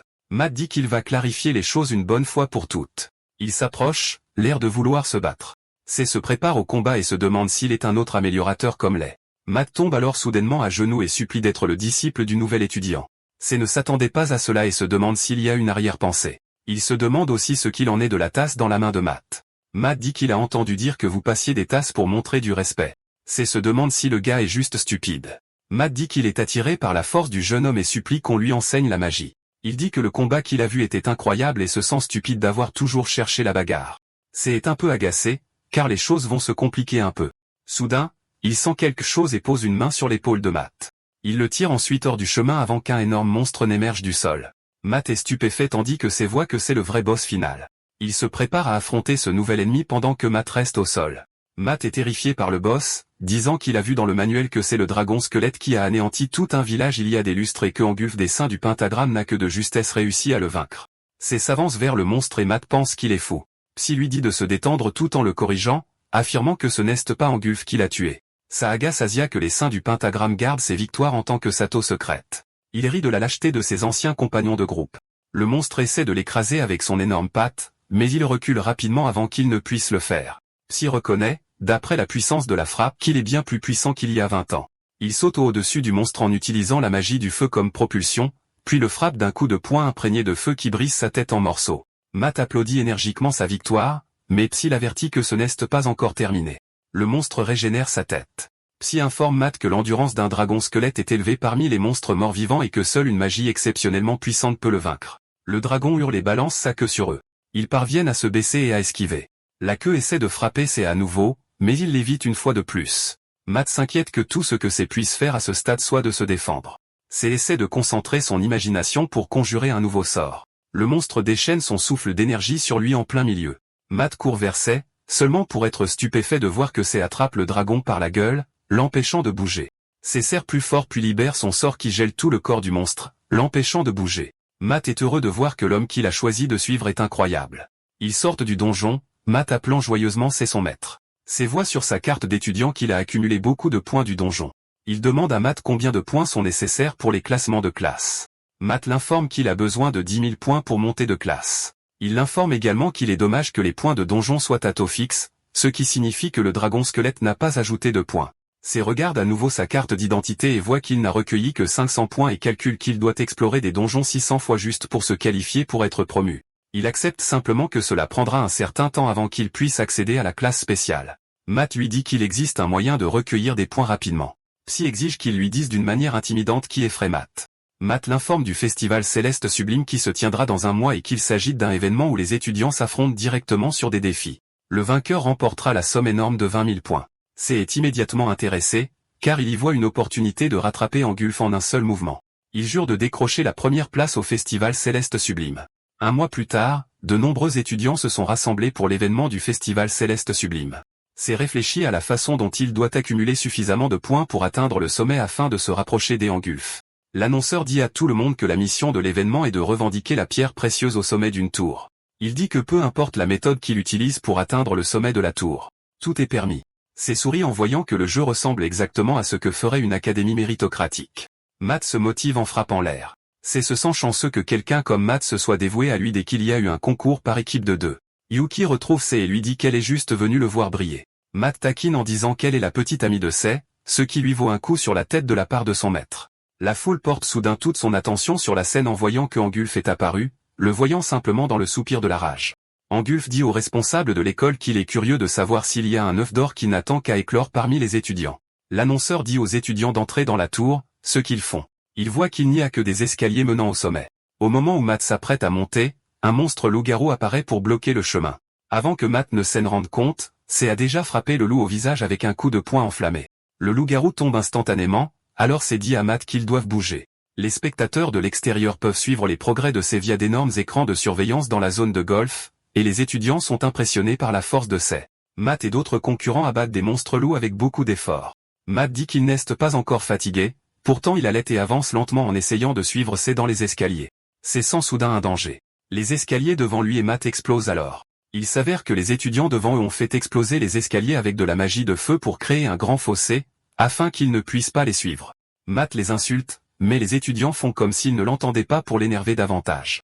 Ils courent vers le haut tandis que Matt leur crie encore dessus. Matt demande à Sei ce qu'ils doivent faire maintenant. Sei ne comprend pas, disant qu'il leur suffit de voler. Il lévite vers le haut avec la magie du vent, traînant le Matt effrayé avec lui. Les étudiants qui ont laissé Sei et Matt dans l'escalier ont atteint l'entrée de la chambre finale. Ils sont contents d'avoir battu le gamin japonais. Une seconde plus tard, Sei arrive derrière eux. Sei dit aux deux que leur petit obstacle les a à peine ralentis. Pendant ce temps, Matt dit aux deux étudiants qu'ils ne perdront pas contre eux, tout en tremblant de peur à cause du vol. Les deux étudiants adversaires préparent leur magie pour les attaquer. Sei les met à terre en un éclair. Matt est tellement impressionné, car il n'a même pas vu son maître bouger. Matt ouvre la porte de la chambre où il voit la pierre précieuse placée au centre de la pièce. Matt célèbre déjà, mais Sei sent que ce n'est pas encore fini. Des portails s'ouvrent au sol autour de la pierre précieuse, faisant apparaître des chevaliers en armure. Même le responsable scolaire de haut rang est choqué par les chevaliers en armure, car ils n'ont jamais fait partie du programme. Angulf sourit, intéressé de voir comment Sei va surmonter l'épreuve. Angulf révèle au responsable que c'est lui qui a créé ce piège pour rendre les choses plus intéressantes. Il justifie que s'ils veulent être de grands mages, faire face à des choses comme ça devrait être le minimum. Secrètement, il doute qu'il y ait un étudiant capable de percer les rangs des chevaliers en armure. Il est heureux de regarder comment ils vont s'en sortir. Sei dit à Matt que leur stratégie est d'obtenir la gemme en les battant. Matt demande comment ils vont faire ça alors qu'il y en a beaucoup et qu'ils ont tous l'air si coriaces. Sei répond qu'atteindre son objectif signifie qu'il ne se soucie pas des obstacles. Matt fait craquer ses doigts pour se préparer à soutenir son maître. Soudain, il s'abaisse alors qu'un chevalier derrière lui était sur le point de le trancher. Un chevalier attaque Sei aussi, mais Sei utilise la magie d'amélioration pour arrêter son épée avec ses doigts. Il couvre ensuite son autre main de feu et assène un uppercut au chevalier. Il continue ensuite à frapper tous les autres chevaliers pour qu'ils tombent aussi. Angulf est impressionné, mais il frappe son poing sur la table en pensant que Sei ne s'en sortira pas si facilement. Encore plus de chevaliers apparaissent autour de Sei et Matt. Yuki, qui regarde aussi le concours, pense que Sei n'a aucune issue, mais elle attend de voir son prochain mouvement. Sei compte qu'il y a au moins 30 chevaliers qui les entourent. Intimidé, car il voit qu'ils ne sont rien comparés aux monstres qu'il a affrontés il y a 20 ans. Des chevaliers lancent des lances sur Sei, qu'il bloque avec un bouclier de terre. D'autres chevaliers arrivent par derrière, alors il les repousse avec la magie du vent. Malgré ses efforts, il voit qu'il y en a tout simplement trop, et il veut tous les anéantir avec un seul grand sort. Les chevaliers continuent de l'attaquer, et il sait qu'il ne peut pas inventer un nouveau sort sur le champ. Il a décidé que le meilleur mouvement était d'utiliser un sort qu'il avait déjà vu afin de ne pas avoir à le recréer. Il se souvient de son combat avec Wako et active sa capacité de vide. D'innombrables petites pierres s'élèvent du sol. Puis, avec la magie du vent, il crée une tornade qui projette toutes les pierres à grande vitesse sur tous les chevaliers. C'est si puissant que même les gens à l'extérieur de la tour peuvent voir et sentir le vent et la destruction depuis le sommet de la tour. Instantanément, tous les chevaliers se brisent en morceaux. Sei s'approche de la pierre précieuse et la tient fièrement en tant que vainqueur. Matt célèbre leur victoire avec la foule en liesse à l'extérieur. Yuki est choqué qu'il ait utilisé la magie de fusion. Angulf rit de voir un simple étudiant capable de lancer le sort qu'il a fallu 20 ans à Wako pour développer et maîtriser. Il voit maintenant Sei comme un étudiant digne qu'il peut entraîner personnellement. Un autre jour, tous les étudiants sont réunis dans l'auditorium pour la cérémonie d'annonce de l'étudiant qui sera promu dans la classe supérieure. Le responsable de l'école appelle Sei et le garçon se lève de son siège.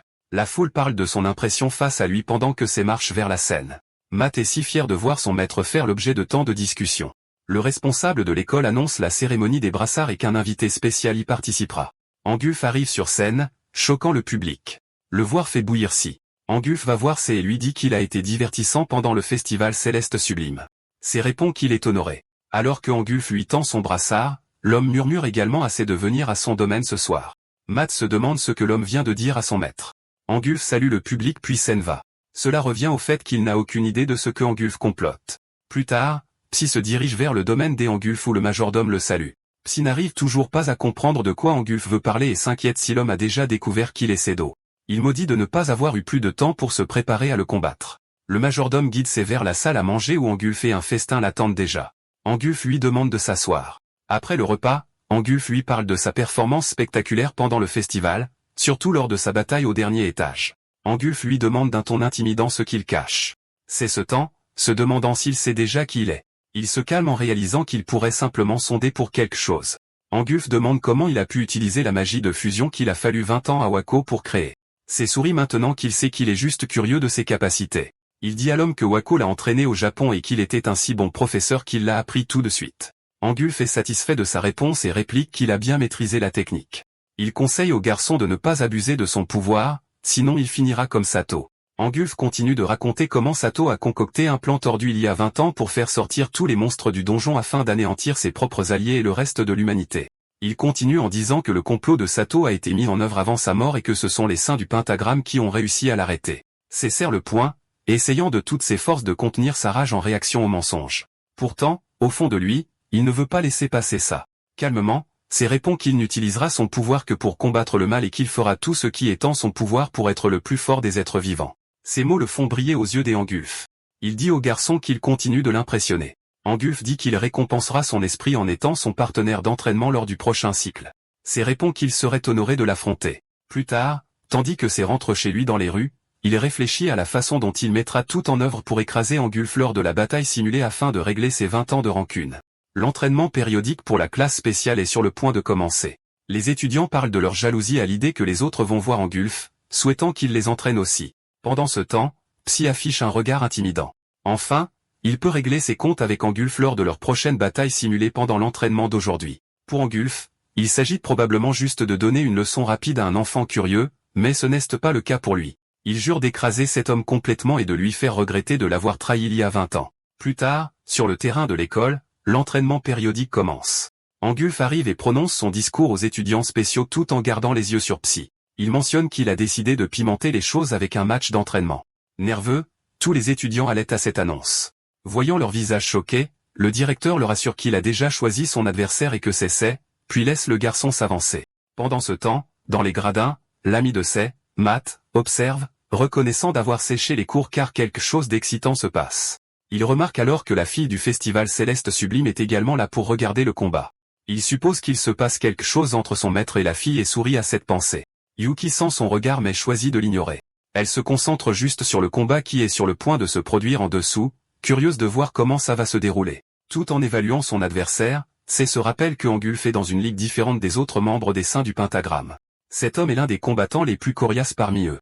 Mais aujourd'hui, celui qui s'agenouillera sera lui. Angulf fait le premier pas et l'attaque avec un coup de poing de magie du vent. Le public est émerveillé par la puissance du vent dans ce coup de poing, assez pour fendre l'air. C devine que l'homme a utilisé de la magie d'amélioration corporelle et décide de la contrer avec de la magie de la terre. Il lui demande s'il a bien utilisé de la magie d'amélioration corporelle et loue sa puissance en même temps, reconnaissant qu'il l'a à peine arrêté avec de la pierre renforcée et que la puissance derrière ce coup est incroyable. Cependant, Angulf lui dit qu'il se trompe et qu'il n'a pas encore utilisé d'amélioration corporelle. Il enveloppe ensuite son poing de feu et frappe vers le garçon, le surprenant par la force de sa puissance.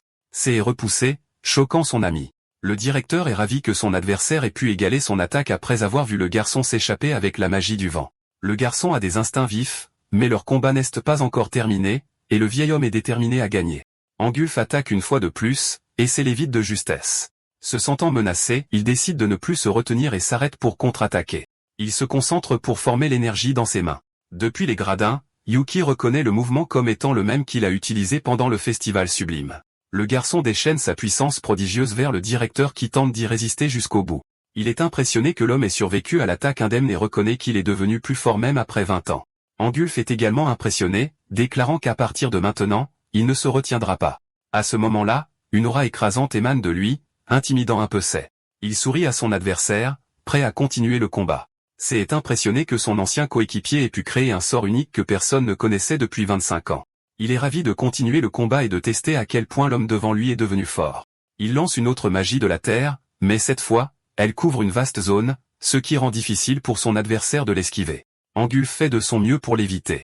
Et une fois sa posture brisée, c'est utilise une autre magie de fusion et la lui lance dessus. Son ami l'acclame, voyant que son maître prend enfin l'avantage. Même Yuki voit que le vieil homme perd l'équilibre en plein air et pense que c'est le moment idéal pour de lancer une attaque. Cependant, Angulf ne semble pas s'inquiéter de son adversaire et arrête la magie de fusion de front sans utiliser de sort. C'est plus que stupéfait que le vieil homme l'ait simplement traversé sans transpirer, et même Yuki n'arrive pas à croire que l'homme l'ait annulé en un clin d'œil. Angulf félicite le garçon pour une excellente frappe, mais malheureusement, elle ne peut toujours pas percer son armure de mana. Il est flamboyant d'une telle énergie, et la brume dorée autour de lui agit comme un bouclier qui le protège de toute attaque. En plus de cela, il a montré sa durabilité incroyable après avoir résisté et repoussé la magie de fusion sans aucune blessure. Angulf déclare que son armure transforme son corps en une arme, combinant attaque et défense en un seul, ce qui est la véritable essence de son armure de mana. Avec cela, il charge une fois de plus vers son adversaire pour lui montrer la différence de leur puissance. Il donne un autre coup de poing à fendre la terre pendant que ses esquive désespérément le sort puissant qui le mettrait certainement en désavantage. L'homme devant lui s'est définitivement renforcé après 25 ans. Il pense à une contre-attaque mais hésite car le sort n'est pas encore terminé, et il n'est pas confiant de pouvoir réussir un acte aussi imprudent. Voyant le garçon ne pas bouger d'un pouce, il prend l'initiative et se jette, prêt à mettre fin au combat. N'ayant pas d'autre choix, s'efforge le sort, mais Angulf est confiant de pouvoir gagner contre n'importe quel sort qu'il lance. Cependant, il sent une atmosphère différente autour du garçon. Et même si le sort est à moitié préparé, il essaie de le traverser à nouveau, repoussant le garçon. Désespéré, il est prêt à donner plus juste pour gagner le duel. À sa surprise, Angulf arrête le combat, disant qu'ils ont fait plus que de l'entraînement. Frustré, c'est commence à trembler, déçu de ne pas avoir pu vaincre Angulf. L'entraînement se termine et les étudiants commencent à louer le vieil homme pour ses prouesses au combat, ce qui était vraiment inspirant pour eux. Ils reconnaissent la force de Sei, mais le vieil homme l'a clairement dominé dans ce combat, ajoutant que les saints du pentagramme sont de véritables héros incroyables. Son ami l'approche et le félicite pour son bon combat, mais ne peut pas lui en vouloir d'avoir perdu contre Angulf. Sei est plongé dans ses pensées. Il réalise qu'il ne peut pas battre Angulf avec son pouvoir actuel et qu'il doit se forcer à utiliser davantage sa magie du vide et jure de devenir encore plus fort. Pendant ce temps, depuis les gradins, Yuki observe que personne ne réalise le potentiel que Sei possède en lui et semble le traiter comme un étudiant normal d'une classe spéciale. En retournant à son bureau, Ingo repense à leur combat et veut comprendre si ce qu'il a ressenti dans les derniers instants du duel était de la soif de sang ou autre chose. Il sourit un peu, sentant que cela faisait des lustres qu'il n'avait pas ressenti une telle puissance et affronter quelqu'un. C'est palpitant, et il a hâte d'observer davantage le jeune homme. Cette nuit-là dans sa chambre, Angulf boit du vin seul et se remémore le combat qu'il a eu avec son élève. Cela faisait si longtemps qu'il n'avait pas eu un combat aussi merveilleux. Il fut surpris lui-même que le jeune homme soit si fort et capable de lancer des sorts et de combattre. Cependant, ce qui le dérangeait le plus, c'était la soif de sang qu'il avait ressentie au dernier moment. Cela a même éveillé la peur en lui, et il se souvient de la seule personne qui pouvait lui faire ressentir ce genre d'émotion. Son esprit vagabonde vers l'époque où il pouvait encore s'entraîner avec la personne qu'il respectait beaucoup. Il se battait souvent en duel, et il était souvent surpris par les nouveaux sorts que l'homme parvenait à exécuter. Seido avait toujours dépassé ses attentes, ce qui faisait de cet homme son digne rival. Il a demandé un autre round de duel, que son ami a volontiers accepté. Au présent, Angulf sourit toujours à ce joyeux souvenir. Il essaie de s'empêcher d'être nostalgique après avoir bu de l'alcool, se convainquant qu'il ne peut pas remonter le temps maintenant et faire quelque chose de beau à partir de la fin tragique. Pourtant, le combat qu'il a eu avec l'étudiant était suffisant pour faire à nouveau pomper son sang. Il avale un autre verre de vin, pensant à quel point ce serait excitant de s'entraîner à nouveau avec l'étudiant.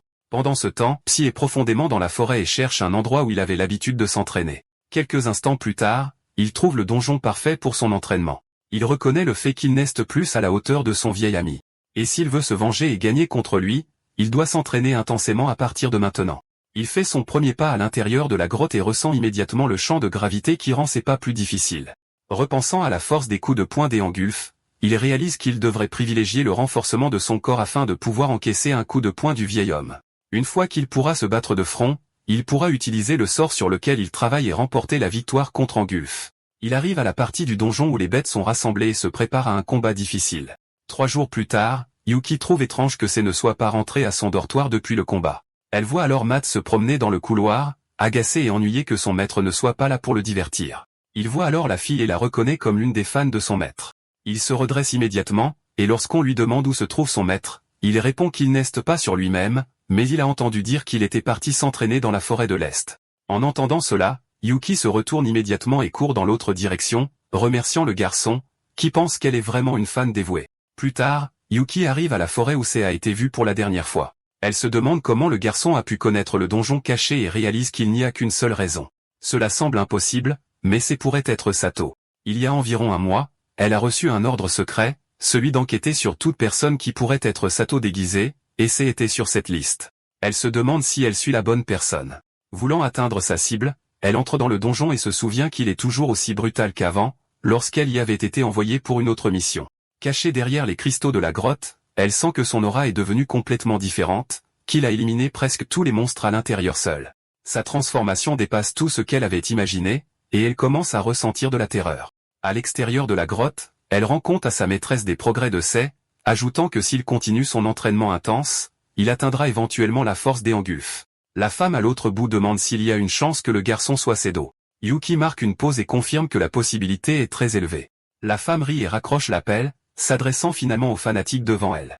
Nous voyons ensuite Claudia debout devant ses fidèles, disant que tout est selon la volonté de Dieu. Pendant ce temps, à l'intérieur du donjon, Sei est entouré de toutes les bêtes qu'il a tuées. Il a terminé son entraînement et est très sûr cette fois qu'il va frapper Angulf. Dans son bureau, le téléphone de Wako sonne. Il se demande qui cela peut être et décroche. À l'autre bout, il entend la voix des Angulf et commence à devenir nerveux en pensant aux problèmes qu'il va entendre. Il demande ensuite au gars quelle est sa préoccupation. Angulf lui demande le passé de Sei, et il invente une histoire parce qu'il ne peut pas lui dire que Sei est en fait Sato. Cela tue Wako de l'intérieur, mais il mourra sûrement s'il révèle la véritable identité de l'étudiant. Pendant ce temps, Angulf sent que son ami lui cache quelque chose. Il ne peut pas encore le prouver, mais Wako prépare vraiment quelque chose. Soudain, une lettre est glissée sous sa porte et il se demande qui a bien pu l'envoyer. Il ouvre la lettre et est surpris par son contenu. Une rage bouillonnante l'envahit. Dans un flashback, lui et Sato parlaient de ce dernier donnant un coup de main pour sauver sa ville natale, qui était attaquée. Inquiet, Angulf demanda si conquérir un donjon que la nation avait demandé serait faisable pour son ami. Sato ne se souciait pas vraiment des supérieurs qu'il avait mis sur cette mission et voulait juste être là pour les gens qui en avaient vraiment besoin. Angulf rit de la gentillesse de son ami, pensant qu'il pourrait facilement être exploité à cause de cela. Il pouvait voir que Sato contemplait le paysage autour d'eux et commenta que c'était un endroit si merveilleux. Il répondit avec fierté que cela s'appelait la colline de Keld, et que c'était le meilleur endroit des environs pour regarder le coucher du soleil. D'après sa réponse, son ami pouvait dire qu'il tenait beaucoup à cet endroit. Il confirma cela, disant qu'il voulait devenir plus fort non seulement pour sa ville natale, mais pour d'autres endroits menacés par les donjons. Comme Sedo, il voulait sauver autant de personnes que possible.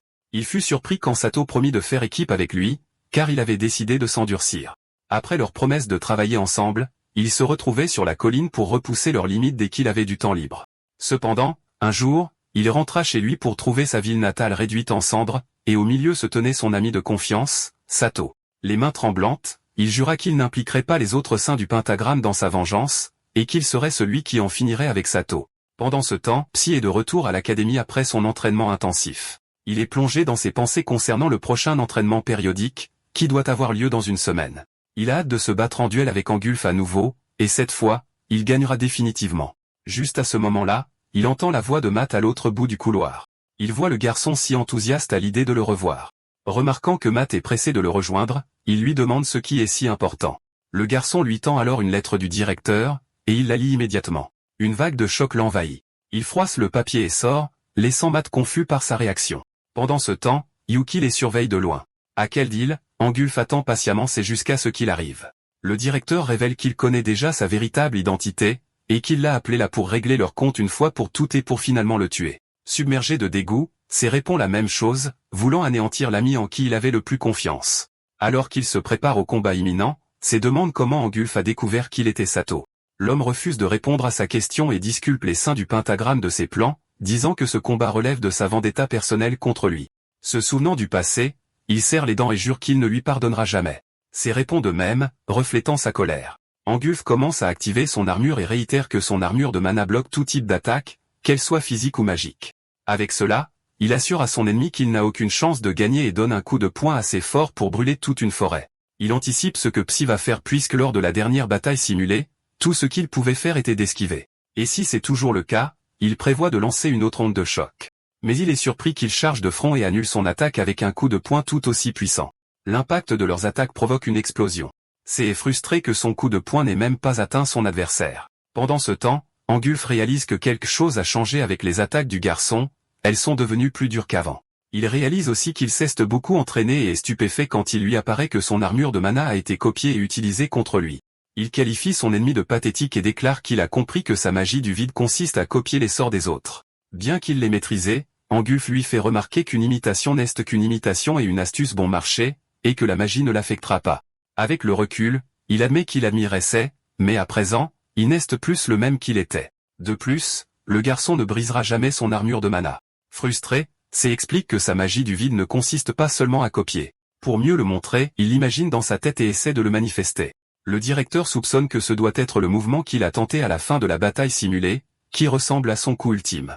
Même ainsi, pour lui, cela n'aura pas d'importance car aucun sort connu n'a jamais brisé son armure et ne l'a vaincu. Il se jette alors et attaque C une fois de plus.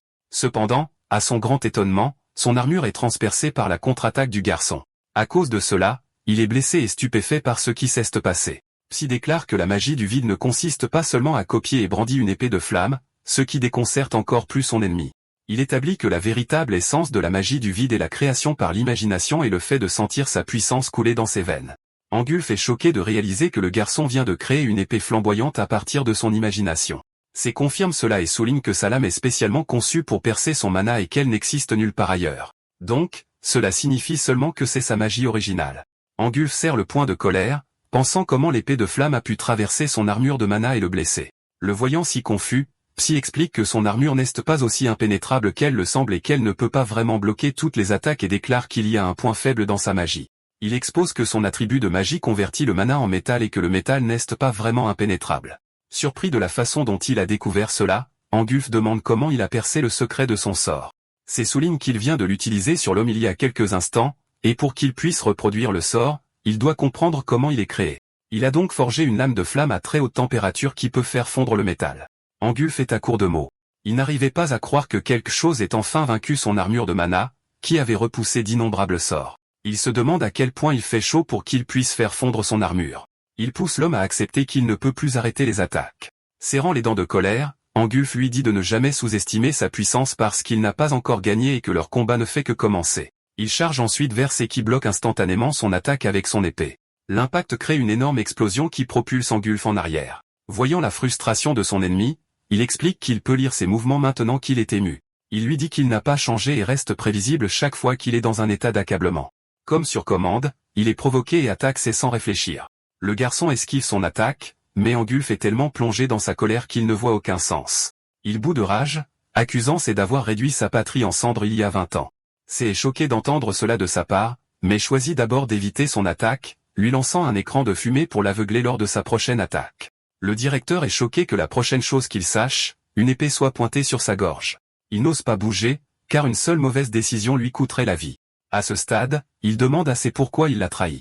Il lui faisait confiance comme à un ami. C'est quelqu'un qu'il admirait, son bon rival. Ses larmes coulent sur son visage, blessé que son ami soit celui qui lui ait causé tant de douleur. Au moment où C est sur le point de dire quelque chose, une flèche transperce Angulf, le choquant. L'homme tombe inconscient sur le sol. Il lève les yeux et voit Claudia tenant un arc dans sa main, clairement la coupable de l'attaque des Angulf. Puisque le vieil homme est sur le point de découvrir leur secret, elle doit l'éliminer de l'équation. Elle salue ensuite C en tant que Sato, connaissant sa véritable identité. Elle veut le rattraper, mais ce n'est pas le bon moment, promettant que le vrai plaisir est sur le point de commencer. Juste à ce moment-là, le corps des Angulf bouge et est contrôlé par Claudia, qui lui ordonne de tuer C. Yuki arrive ensuite et rapporte à Claudia qu'ils sont prêts à partir. C est confus de voir la fille faire son rapport à la sainte et réalise qu'elle est son laquais. Claudia s'en va alors et laisse les deux vieux amis s'entretuer. C lui crie après, voulant l'empêcher de partir, mais Angulf ne le laisse pas faire. L'homme est évidemment sous l'hypnose de la sainte et n'est clairement pas dans son état normal.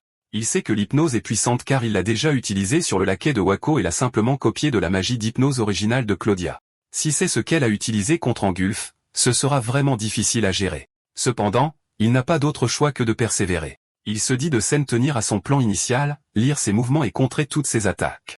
L'homme fonce vers lui et il est choqué de le voir devenir imprévisible et plus agile. À cause de cela, il est déstabilisé et évite de justesse l'attaque. Il remarque aussi qu'il devient plus fort et que ses muscles gonflent à vue d'œil. Il réalise que Claudia a peut-être utilisé son hypnose pour supprimer le limiteur d'Eangulf qui retenait inconsciemment sa force. En pensant à Claudia, il ne peut s'empêcher de maudire cette femme pour son incroyable maîtrise du contrôle mental. Elle a même réussi à améliorer la vitesse de l'homme, et il doit d'abord s'en occuper. Angulf se précipite vers lui pour frapper à nouveau et il blesse ses jambes pour l'arrêter. Cependant, l'homme est inarrêtable et tente d'attaquer une fois de plus comme un fou. Il semble qu'il ne ressente aucune douleur et qu'il soit uniquement concentré sur la charge vers l'ennemi, un seul objectif en tête. Cependant, soudain, la tête d'Eangulf commence à le faire souffrir de manière incontrôlable et le miasme autour de lui s'estompe. C'est se demande si l'hypnose a échoué d'une manière ou d'une autre, mais il est certain que le sort de Claudia ne fera pas d'erreur. Si elle avait prévu d'utiliser Angulf, elle se serait assurée que chaque détail soit parfait. En réfléchissant à tout cela, quelque chose ne colle pas. Il arrête de calculer en voyant que l'armure magique d'Eangulf se brise, ce qui lui donne l'occasion de charger et de frapper son épée vers Angulf, perçant son armure dure avec une explosion d'ondes de choc. Le choc provoque une explosion de pouvoir qui finit par libérer Angulf du sort de Claudia. Il reconnaît sa défaite et dit à son ami que le combattre lui fait vraiment monter l'adrénaline. Finalement, il réalise que ce ne pouvait pas être c'est qui avait incendié sa patrie. C'est choqué d'entendre cela. D'accord, c'est la fin de l'histoire. Merci d'avoir regardé. À la prochaine.